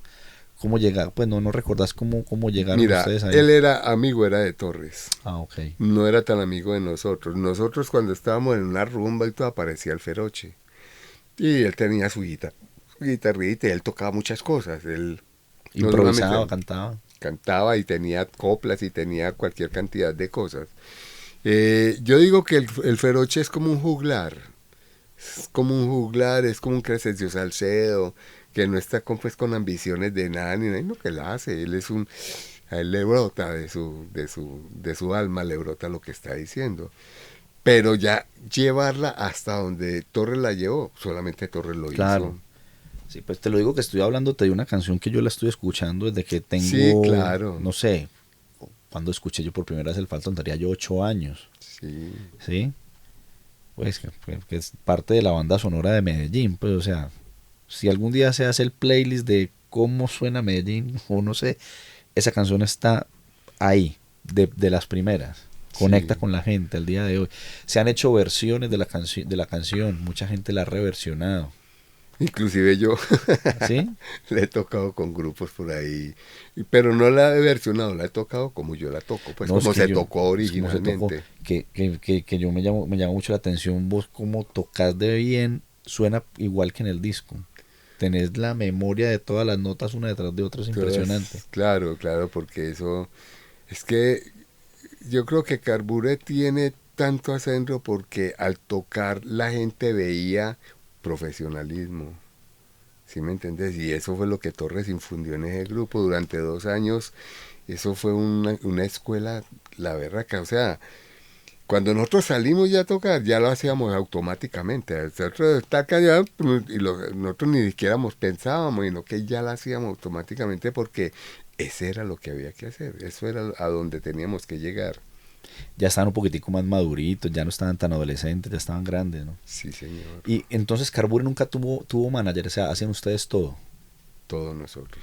Nunca tuvo un manager. No tuvimos la oportunidad porque cuando ya llegó el momento de hacerlo, como la canción de Pacheco, faltaron los 5 centavitos para llegar allá y se Caramba. dañó. Luego de que Carbure. sale el disco, ¿qué pasa? ¿Qué pasa cuando se sale el disco? Porque recuerdo que, ya me contarás, que entra como una segunda etapa de Carbure, ¿cierto? Como que ese Carbure de ese disco que es como, pasa como que a otro nivel, como que uno se enamora, los fanáticos nos enamoramos de la formación. Por ejemplo, a mí Black Sabbath, si no es Black Sabbath, ¿cierto? Entonces como que yo percibía que había una cosa ya con Carbure. Y aparece todo este movimiento de música tenaz, que fue como ese movimiento de CBS, que trataban como de, no sé si era una respuesta a lo que se venía con ese rock en español de Argentina, entonces como que trataron de hacer una movida nacional.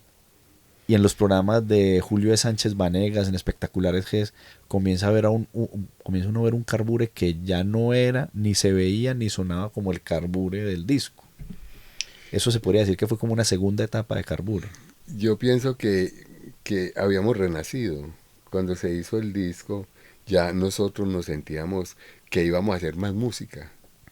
Sí, que por fin íbamos a empezar a hacer lo que queríamos hacer Montevideo. Montevideo lo que siempre quisimos hacer fue música, no tocar covers.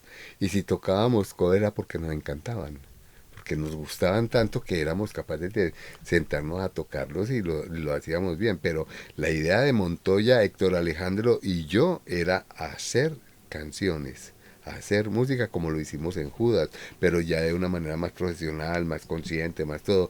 Aunque no se puede decir uno mentiras, o sea, si Judas se terminó en el 79 y Carbure empieza en el 81, 82, algo así, no vamos a decir pues que en esos 3 años entonces yo aprendí música, armonía, yo no, nada. Pero esos 2 años que pasamos con Torres, para nosotros fue una enseñanza que nos dejaba más tranquilos al tocar. cuando tocábamos más tranquilos.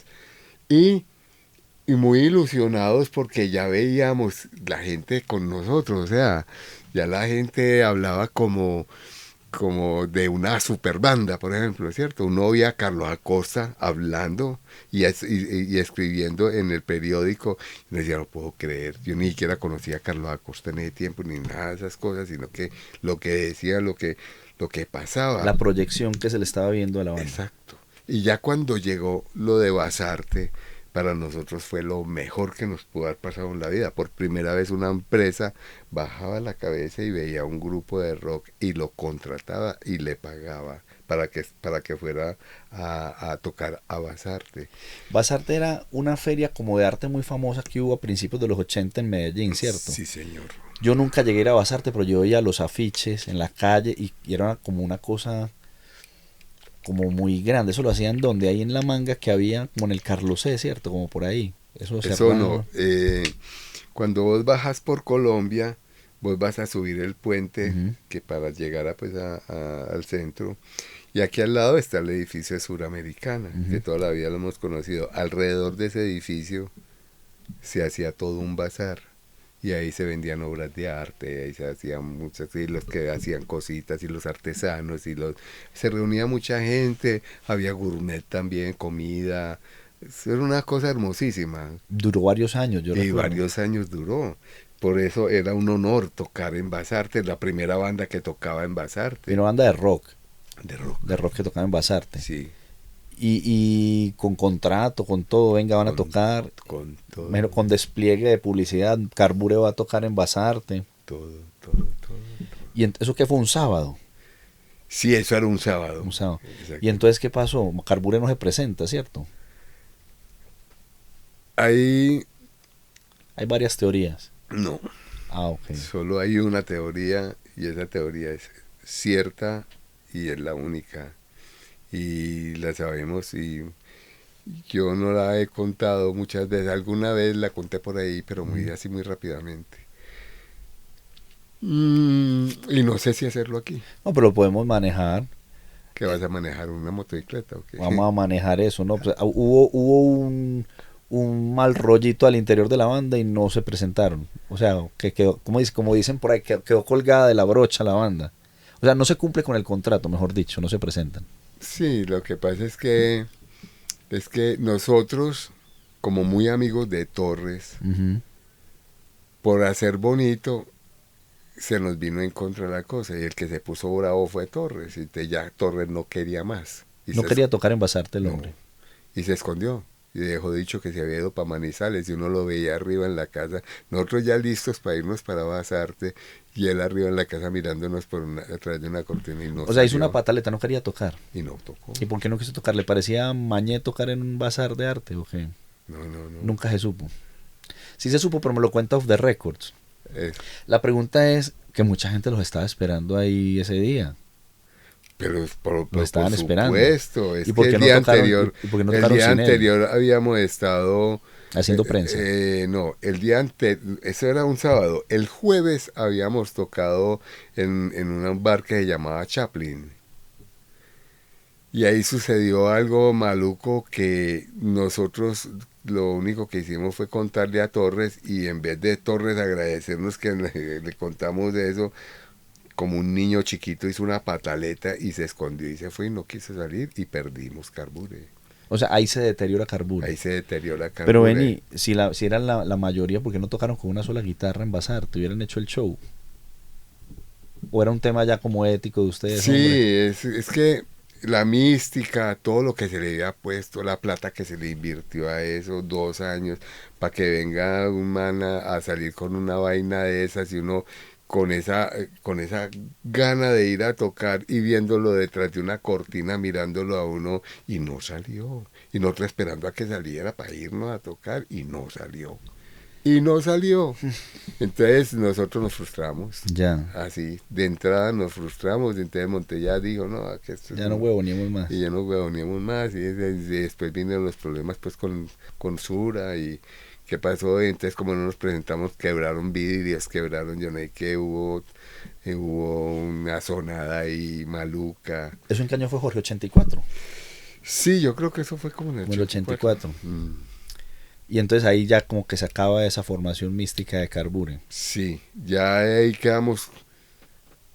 O sea, hacete de cuenta cuando a vos te pasa una cosa y quedas atónito, y Sí, quedaste como atónito, aturdido, aturdido. quedaste atónito, nosotros quedamos 6 meses atónitos, no Lo podíamos ensayaron, creerlo, no volvieron, no nada, hablaron del no, es tema. que no nos provocaba, pues, es que uno pensaba, esto es increíble, man, No joda. uno pues, es como si yo soñara que a vos te va a pisar un carro, y yo sé que cuando sueño una cosa es verdad, y voy y te digo, hey, pilas que te va a pisar un carro, no te metas por allá que te va a pisar, y te pones bravo contra mí porque yo te dije eso, Ya, y salí y te pisa el carro.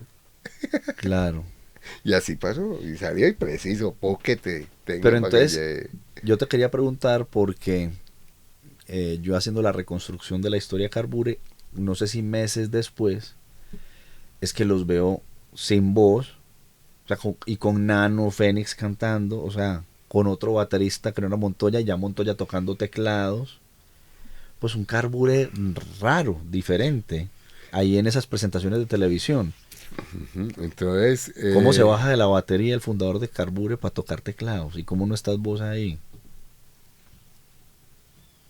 ¿Y cómo llega Nano Fénix ahí? Porque César, hermano, era una voz impresionante, pues. impresionante. César y Héctor Alejandro y Ay, yo Héctor tampoco es. dijimos, sí, dijimos, no Ya no queremos tocamos saber, más. nosotros no queremos saber nada de Torres, Ah, ok. nada, queremos nada con Torres. Yo no sé, nosotros en el 91 Monte y yo montamos Ensamble Midi-Track. Ujú. Estábamos muy bien ahí, como a los meses aparece Torres que montando un estudio de grabación también a media cuadra. Y yo, por favor, pues, Ujú. a media cuadra. Y yo, bueno, listo. Eh, y ahí es cuando empieza a aparecer Torres Disquenges y que yo fui el que fundé a Carbure y que yo soy el dueño de Carbure y yo realmente yo no me presté pues como para ponerme a pelear ni de nada. Y lo mismo dijo Héctor, me dijo, hermano, yo lo que les dije es, vea, ¿sabe qué? Ignoremos ese man. Ya. Pero Él entonces, verá, la listo. verdad se va a saber. Él estaba tratando de tapar. Mire, Torres tiene unas fotografías de Carbure, del concierto de la Macarena. Ujú. Usted no se las puede imaginar. Las fotografías más hermosas que hay de este mundo Yo he de visto ese algunas, grupo. sí, como unas luces así. Y el hombre las escondió. Y a mí me dijo, nunca en la vida las vas a ver publicadas. Así me dijo, Ya. nunca en la vida. Porque Carbure es mío y va a seguir siendo mío. Y así fue. Pero muy raro, pues. O sea, para no entrar en detalles. A lo que yo voy es que ya no estabas vos, ya no estaba Héctor, ya no estaba César. Ajá. Y Montoya terminó tocando teclados ahí. Y se graba ese otro sencillito de 2 canciones y hacen una nueva versión del Faltón y hacen una adaptación de otra canción que es esta, la del agua del manantial, que es bonita, a mí me gusta esa canción, pero esa versión del Faltón que graban ahí no me pareció tan chévere. Mira, vos sabes que el original es lo original. La original, Y hacer una cosa que supere lo original es bien difícil, aunque se ha visto pues que hay cosas que son mejores que las originales, pues. Pero es que el problema no es ese, el problema es tratar de tapar el sol con un dedo ya. y venir con mentiras y con cosas a decir cosas que la misma gente sabe que no es verdad, ¿cierto? ¿Por qué crees que salió en el periódico Álvaro el Faltón Torres?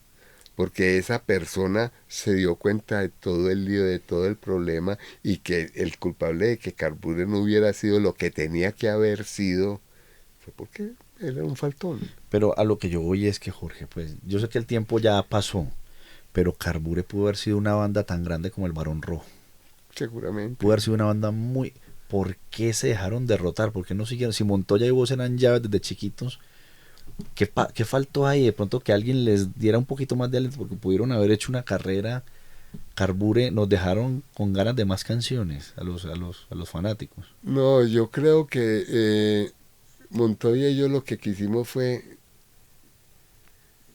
subir un escalón más y dejar esa situación de los grupos y todo, porque es que No había con quién, mano. No había. Pues, Claro, que no no había. había con quién. Es que vos llegas y decís, bueno, vamos a conseguir un bajista. Bueno, Héctor siempre estuvo con nosotros, pues. Pero, pero, yo no sé, se nos apagó la vela Sí, sí, internamente. hubo un tema ahí de... Sí, pasó eso y no quisimos, más bien montamos el estudio de grabación y tratamos fue de producir otros grupos y de ayudarles y todo lo demás allá.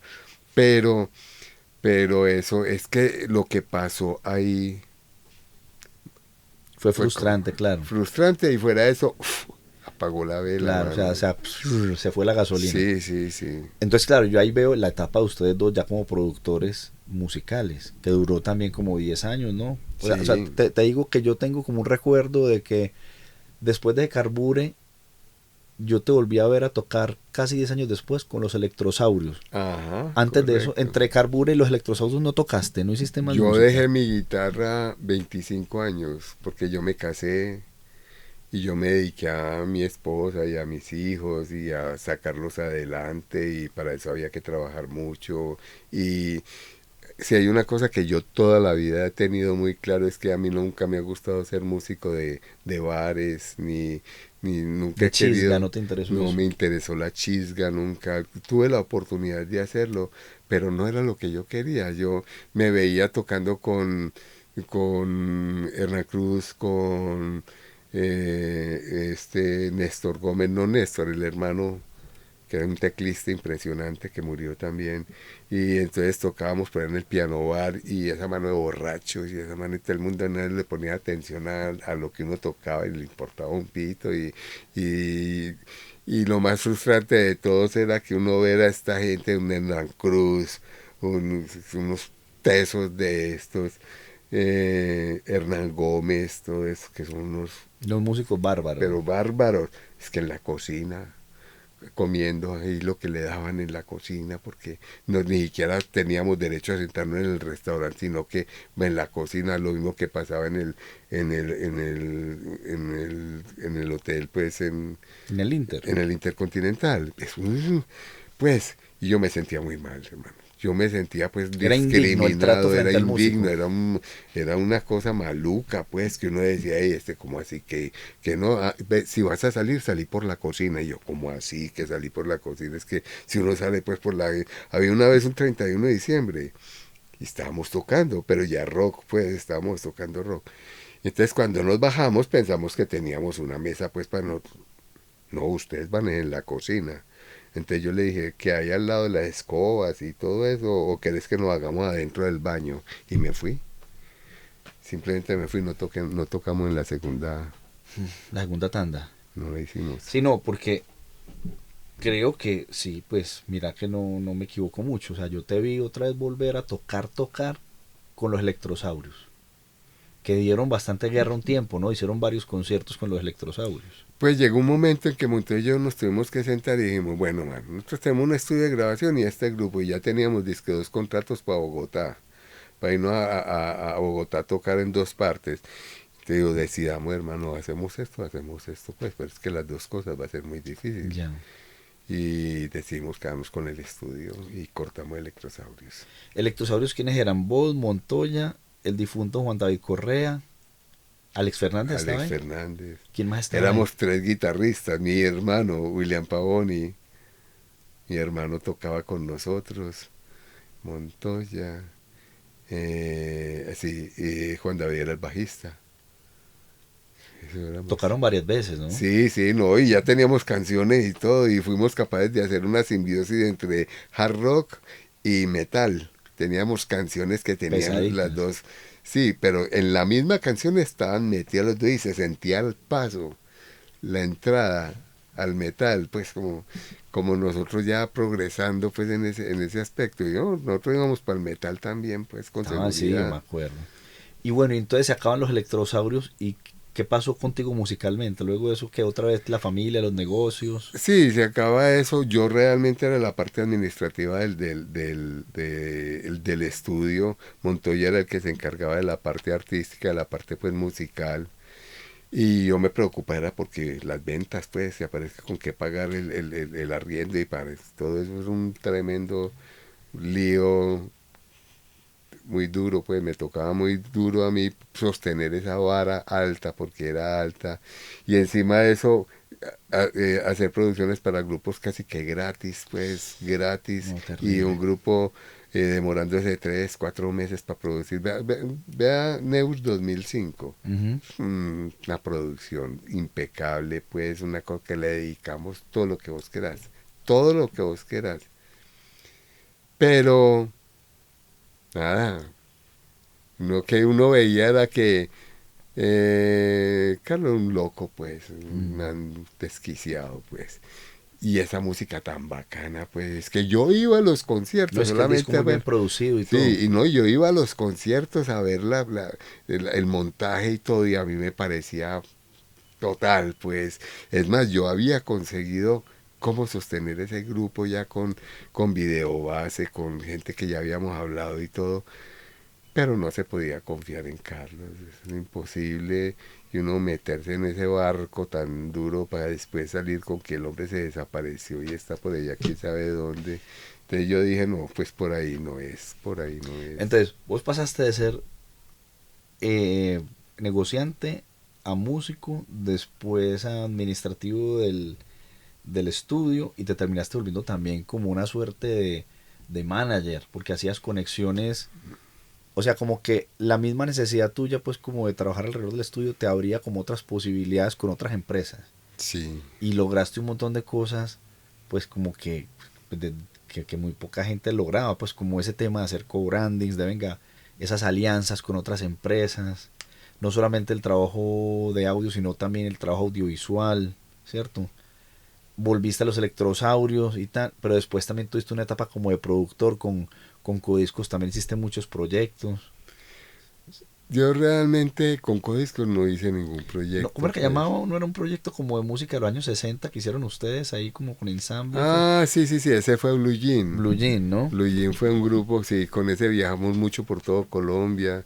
Eso fue como Clímax también, un grupo que fue exitoso, pues. También fuiste manager de Clímax, Fui ¿no? manager y ingeniero de sonido de plan de Clímax, o técnico de sonido de Clímax, pues. Y también trabajaste con Kraken. También fui ingeniero, en los inicios de Kraken, fui ingeniero de sonido de Kraken y fui con ellos hasta Venezuela, en la presentación grande en el Poliedro de Venezuela Eso te estuve tocó yo a allá, vos. a mí me tocó eso. Y después ya cuando le hicieron el tributo a Elkin por su muerte con la orquesta, que yo estuve allá y me encontré con ellos y ellos me dijeron que volviéramos a hacer, que montáramos pues de nuevo como a Ujú. Kraken pues. Y sí, se le puso Titán, yo estuve ahí, colaboré con el nombre. Yo fui el que les presenté a Pedro Pablo para que fuera el hombre, me parecía a mí que era como la persona que más se acercaba a lo que a lo que quería Titán, pues no, o sea, yo nunca pensé que Titán fuera como Kraken, sino que iba a empezar porque ellos tienen todo el derecho a su música, pues, ¿cierto? Pero después iban a empezar a irse a subir escalones y ir sacando propuestas nuevas y todo lo demás ya. Porque si hay alguien en Titán creativo es Hugo. Ujú. Hugo Restrepo es un creativo tremendo, pues, o sea. Entonces, pero bueno, el tiempo que estuve con ellos lo disfruté mucho, mucho y ayudé, hice todo lo que se pudo, pues. Sí. Que yo no era un manager realmente, yo era como el hombre que hacía los negocios, porque desde el principio les dije, para ser un manager uno tiene que tener muchos contactos, tiene que, pues, y yo no los tengo, yo no tengo eso, pero yo sí sé cómo se hacen los negocios, sé cómo tiene que montar el grupo, cómo tiene que empezar y finalizar un trabajo de estos como road manager, como todo, pues. Lo que me tocó con Climax, casi que cargarlos y llevarlos a la cama, pues. No, con vos podemos hacer una serie de historias del rock. Hoy quería yo como que habláramos un poquitico de Judas y de Carbure. Y yo no sé yo por qué, pues siempre te lo pregunto y trato como de recrear la historia de Carbure porque a mí Carbure realmente no me tocó. Yo era muy chiquitico cuando ustedes aparecieron y se desaparecieron. Yo me volví fanático de Carbure de esas tres canciones que me siguen, que son de mis favoritas. y la pregunta mía siempre ha sido ese vacío tan grande. Hijo de puta, ¿por qué no más canciones? ¿Por qué no otras 10, otro disco completo? Yo sé que ya el tiempo pasó y todo eso, pues, o sea, esa magia, ese momento va a ser muy difícil recrearla. Pero yo creo que, y lo he visto porque te he visto tocar en vivo hace poco, te he visto tocar, y yo sé que tenés todavía la chispa. Yo creo que te deberías dar el gusto de grabar unos bonus track de lo que pudo haber sido Carburino, o sea, como que sacar unas canciones como para terminar de llenar ese disco. Yo creo que tenés todavía el ADN, la chispa. Qué bueno que lo pudieras hacer. Yo pienso que el recorrido que he tenido yo, he dejado cosas en el camino a medio hacer. Y si vamos a eso, vamos a la misma música de Judas, que para mí, en medio de esa pelotera que se grabó en las 70, y yo lo escucho y escucho lo que yo quise decir, y sé que es una obligación para mí volver a hacer esas canciones y ya grabarlas y ya mostrarlas como debieron haber sido, no como la cantidad de errores y cosas. Sí, y espero pues que pueda tener la colaboración de los que quedamos, como Héctor, como Chava, pues yo no sé si Chava le interesará, pero bueno. Eh, Eso sería un empezar. Y después seguiríamos con Carbure, porque Sí, no sería capaz de irme primero con Carbure y dejar a Judas detrás. Es más, mis hijos, mi hija es tatuadora, ella es feliz tatuando, entonces me dijo, pa, yo te voy a hacer un tatuaje. Entonces yo, me dijo, sí, pongamos que Carbure. Y yo, no, yo no siento como Carbure como para ponérmelo en el cuerpo, que me hagan un ya. tatuaje que diga Carbure. No. No, definitivamente no. Entonces me dijo, ¿cuál? Y me dijo, de pronto siento más Judas. Y me lo hizo, Te hizo los dientecitos de Judas. todo. Mostrame. Ah, yo no sabía. Ahí Ah, está, pero falta la boquita con los colmillos. ahí está. No la veo. Mírala bien. Ah, sí, sí, ya la vi. Oh, qué bien. Es el único tatuaje que tengo, pero lo siento como, ¿cierto? Y mira lo que estábamos hablando ahora, que por qué cuando Carbure pasó y no siguieron, por qué se dejaron aplastar, porque es una cosa. Tenía que Lo pasar. mismo que te digo yo, grábate Carbure. Y yo, ¿por qué hago esa expresión? No sé, la verdad no sé, porque me encanta Carbure. Yo pasé muy bueno con Carbure. Era la máxima ilusión donde yo decía, de aquí voy a otro esfera más alta donde voy a aprender. Porque para mí, lo mío empezó desde chiquito con la curiosidad. Lo mío siempre ha sido curiosidad. Y yo, por ejemplo, en este momento soy capaz de hacer muchas cosas porque soy curioso, porque me pongo, porque oigo los podcasts, porque veo que salió un plugin nuevo y me pongo a estudiar ese plugin. ¿Esto para qué es? ¿Y esto por qué? Me maravilla la tecnología, me maravilla un estudio de grabación que yo lo tuve análogo, con todos esos racks y con todo eso, y ahora estar todo circunscrito a un computador, y vos sacas un plugin de ahí y lo pones y decís, este no es, este no me gusta, no, busquemos otro y busquemos otro hasta que encontrás el que es. Pues una maravilla, pues. Entonces ya uno con ese conocimiento que tengo, yo he estudiado armonía, he estudiado con profesores argentinos, con profesores americanos, he estudiado muchas cosas, y entonces yo me siento ya en la capacidad de decir, venga, yo me siento a hacerlo. Lo que pasa es que ahora tengo una cantidad de cosas encima. Por ejemplo, yo tengo una canción que estoy grabando que Canuto me está ayudando a grabarla. Es más, Canuto le hizo la melodía de voz a esa canción. Yo tenía la letra, y, y es una canción que se llama Eres más de lo que ves. Eres más de lo que ves. ¿Cierto? Tratando de decirle a la gente, pues, como, hermano, no se frustre, pues, lo que estamos hablando aquí, Ujú. una vaina por el estilo. Y cada vez que me encuentro con Canuto me dice, ¿qué hubo, pues, huevón? Entonces, ¿cuándo es que vamos a grabar la canción? Y ya está lista, casi lista, no falta y no ponerle la voz. Y yo creo que Canuto me hace un bajo, alguna cosa. Y alguien me preguntaba, bueno, ¿y vos qué pensás con esa canción? Entonces yo le dije, pues, yo nada. Esa canción la edito, la pongo, se la muestro a unos amigos y para un cajón, porque ¿qué más? Yo no espero, pues, de eso que se va a volver un hit, que yo no sé qué es. Entonces, esa es como mi forma de ver las cosas, que O sea, no tengo como una finalidad, como yo hago esto porque va a pasar esto después. No. Eso es como, entonces ahora tengo tantas cosas con lo del museo que se viene encima también, que gracias por estarnos apoyando. O sea, que a usted yo soy fanático suyo, yo lo apoyo siempre. Gracias por estarnos apoyando, Román. Y sí, y es verdad, me va a tocar dejar muchas cosas y pegarme del inicio, de mi raíz. Yo no sé qué vamos a hacer, pero tenés que grabar un disco. Te tenés que dar ese regalo. Sí, de alguna forma buscamos de cómo te ayudamos y todo, pero qué bueno hacer coger ese ADN de esa época y traerlo al presente y bueno, y sin ningún compromiso. Es que nosotros no necesitamos gustarle a todo el mundo. Sí, eso ya está más que no, es un acto creativo. Es un acto creativo. Sí, no tenemos. Pero me parece a mí que hay mucha tela que cortar. Pero ya. No, sí. Es ya. Pero te digo que en la vida que uno ha trasegado, hay muchas cosas que se quedan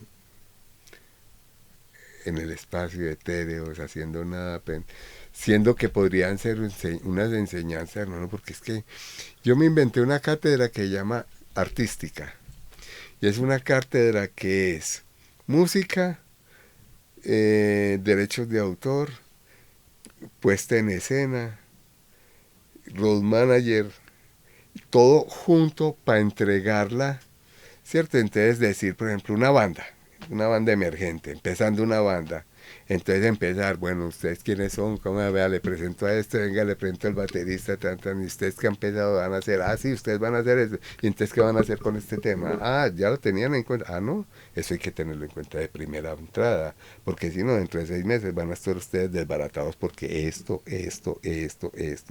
va a pasar, o sea que ustedes tienen que entrar es por el camino que es un laberinto. Si ustedes no siguen bien el laberinto, se van a quedar dando vueltas y se van a quedar patinando toda la vida. Entonces esto tiene un principio y tiene un final. Entonces esa es como la idea. Pero mira, no ha habido pues como forma de decir, vení, implementémosla, vení, hagámosla, vení, que pase eso. Pero bueno, en algún momento podrá ser también. Yo quiero darte las gracias porque este es el principio de muchas charlas. No te vas a salvar, te vas a hacer volver varias veces para hablar de varios temas. Qué bueno que viniste este ratico y ya quedó más tranquilo y los fans de Carbure van a quedar más tranquilos con algunas preguntas que desarrollamos acá. Y el compromiso sí es que hay que materializar cosas, vamos a hacer un disco, cosas. Yo creo que estamos todavía pues como a tiempo de compartir y de materializar cosas. Quiero que sepas que soy muy fanático tuyo desde antes de conocerte. Para mí es muy importante esa música que hiciste cuando eras pelado. Yo siempre la comparto en mis viajes, le hablo a la gente y creo que tengo la fortuna pues de que la vida nos unió y te lo quería decir así personalmente. Estoy muy agradecido contigo, de verdad, gracias por este ratico.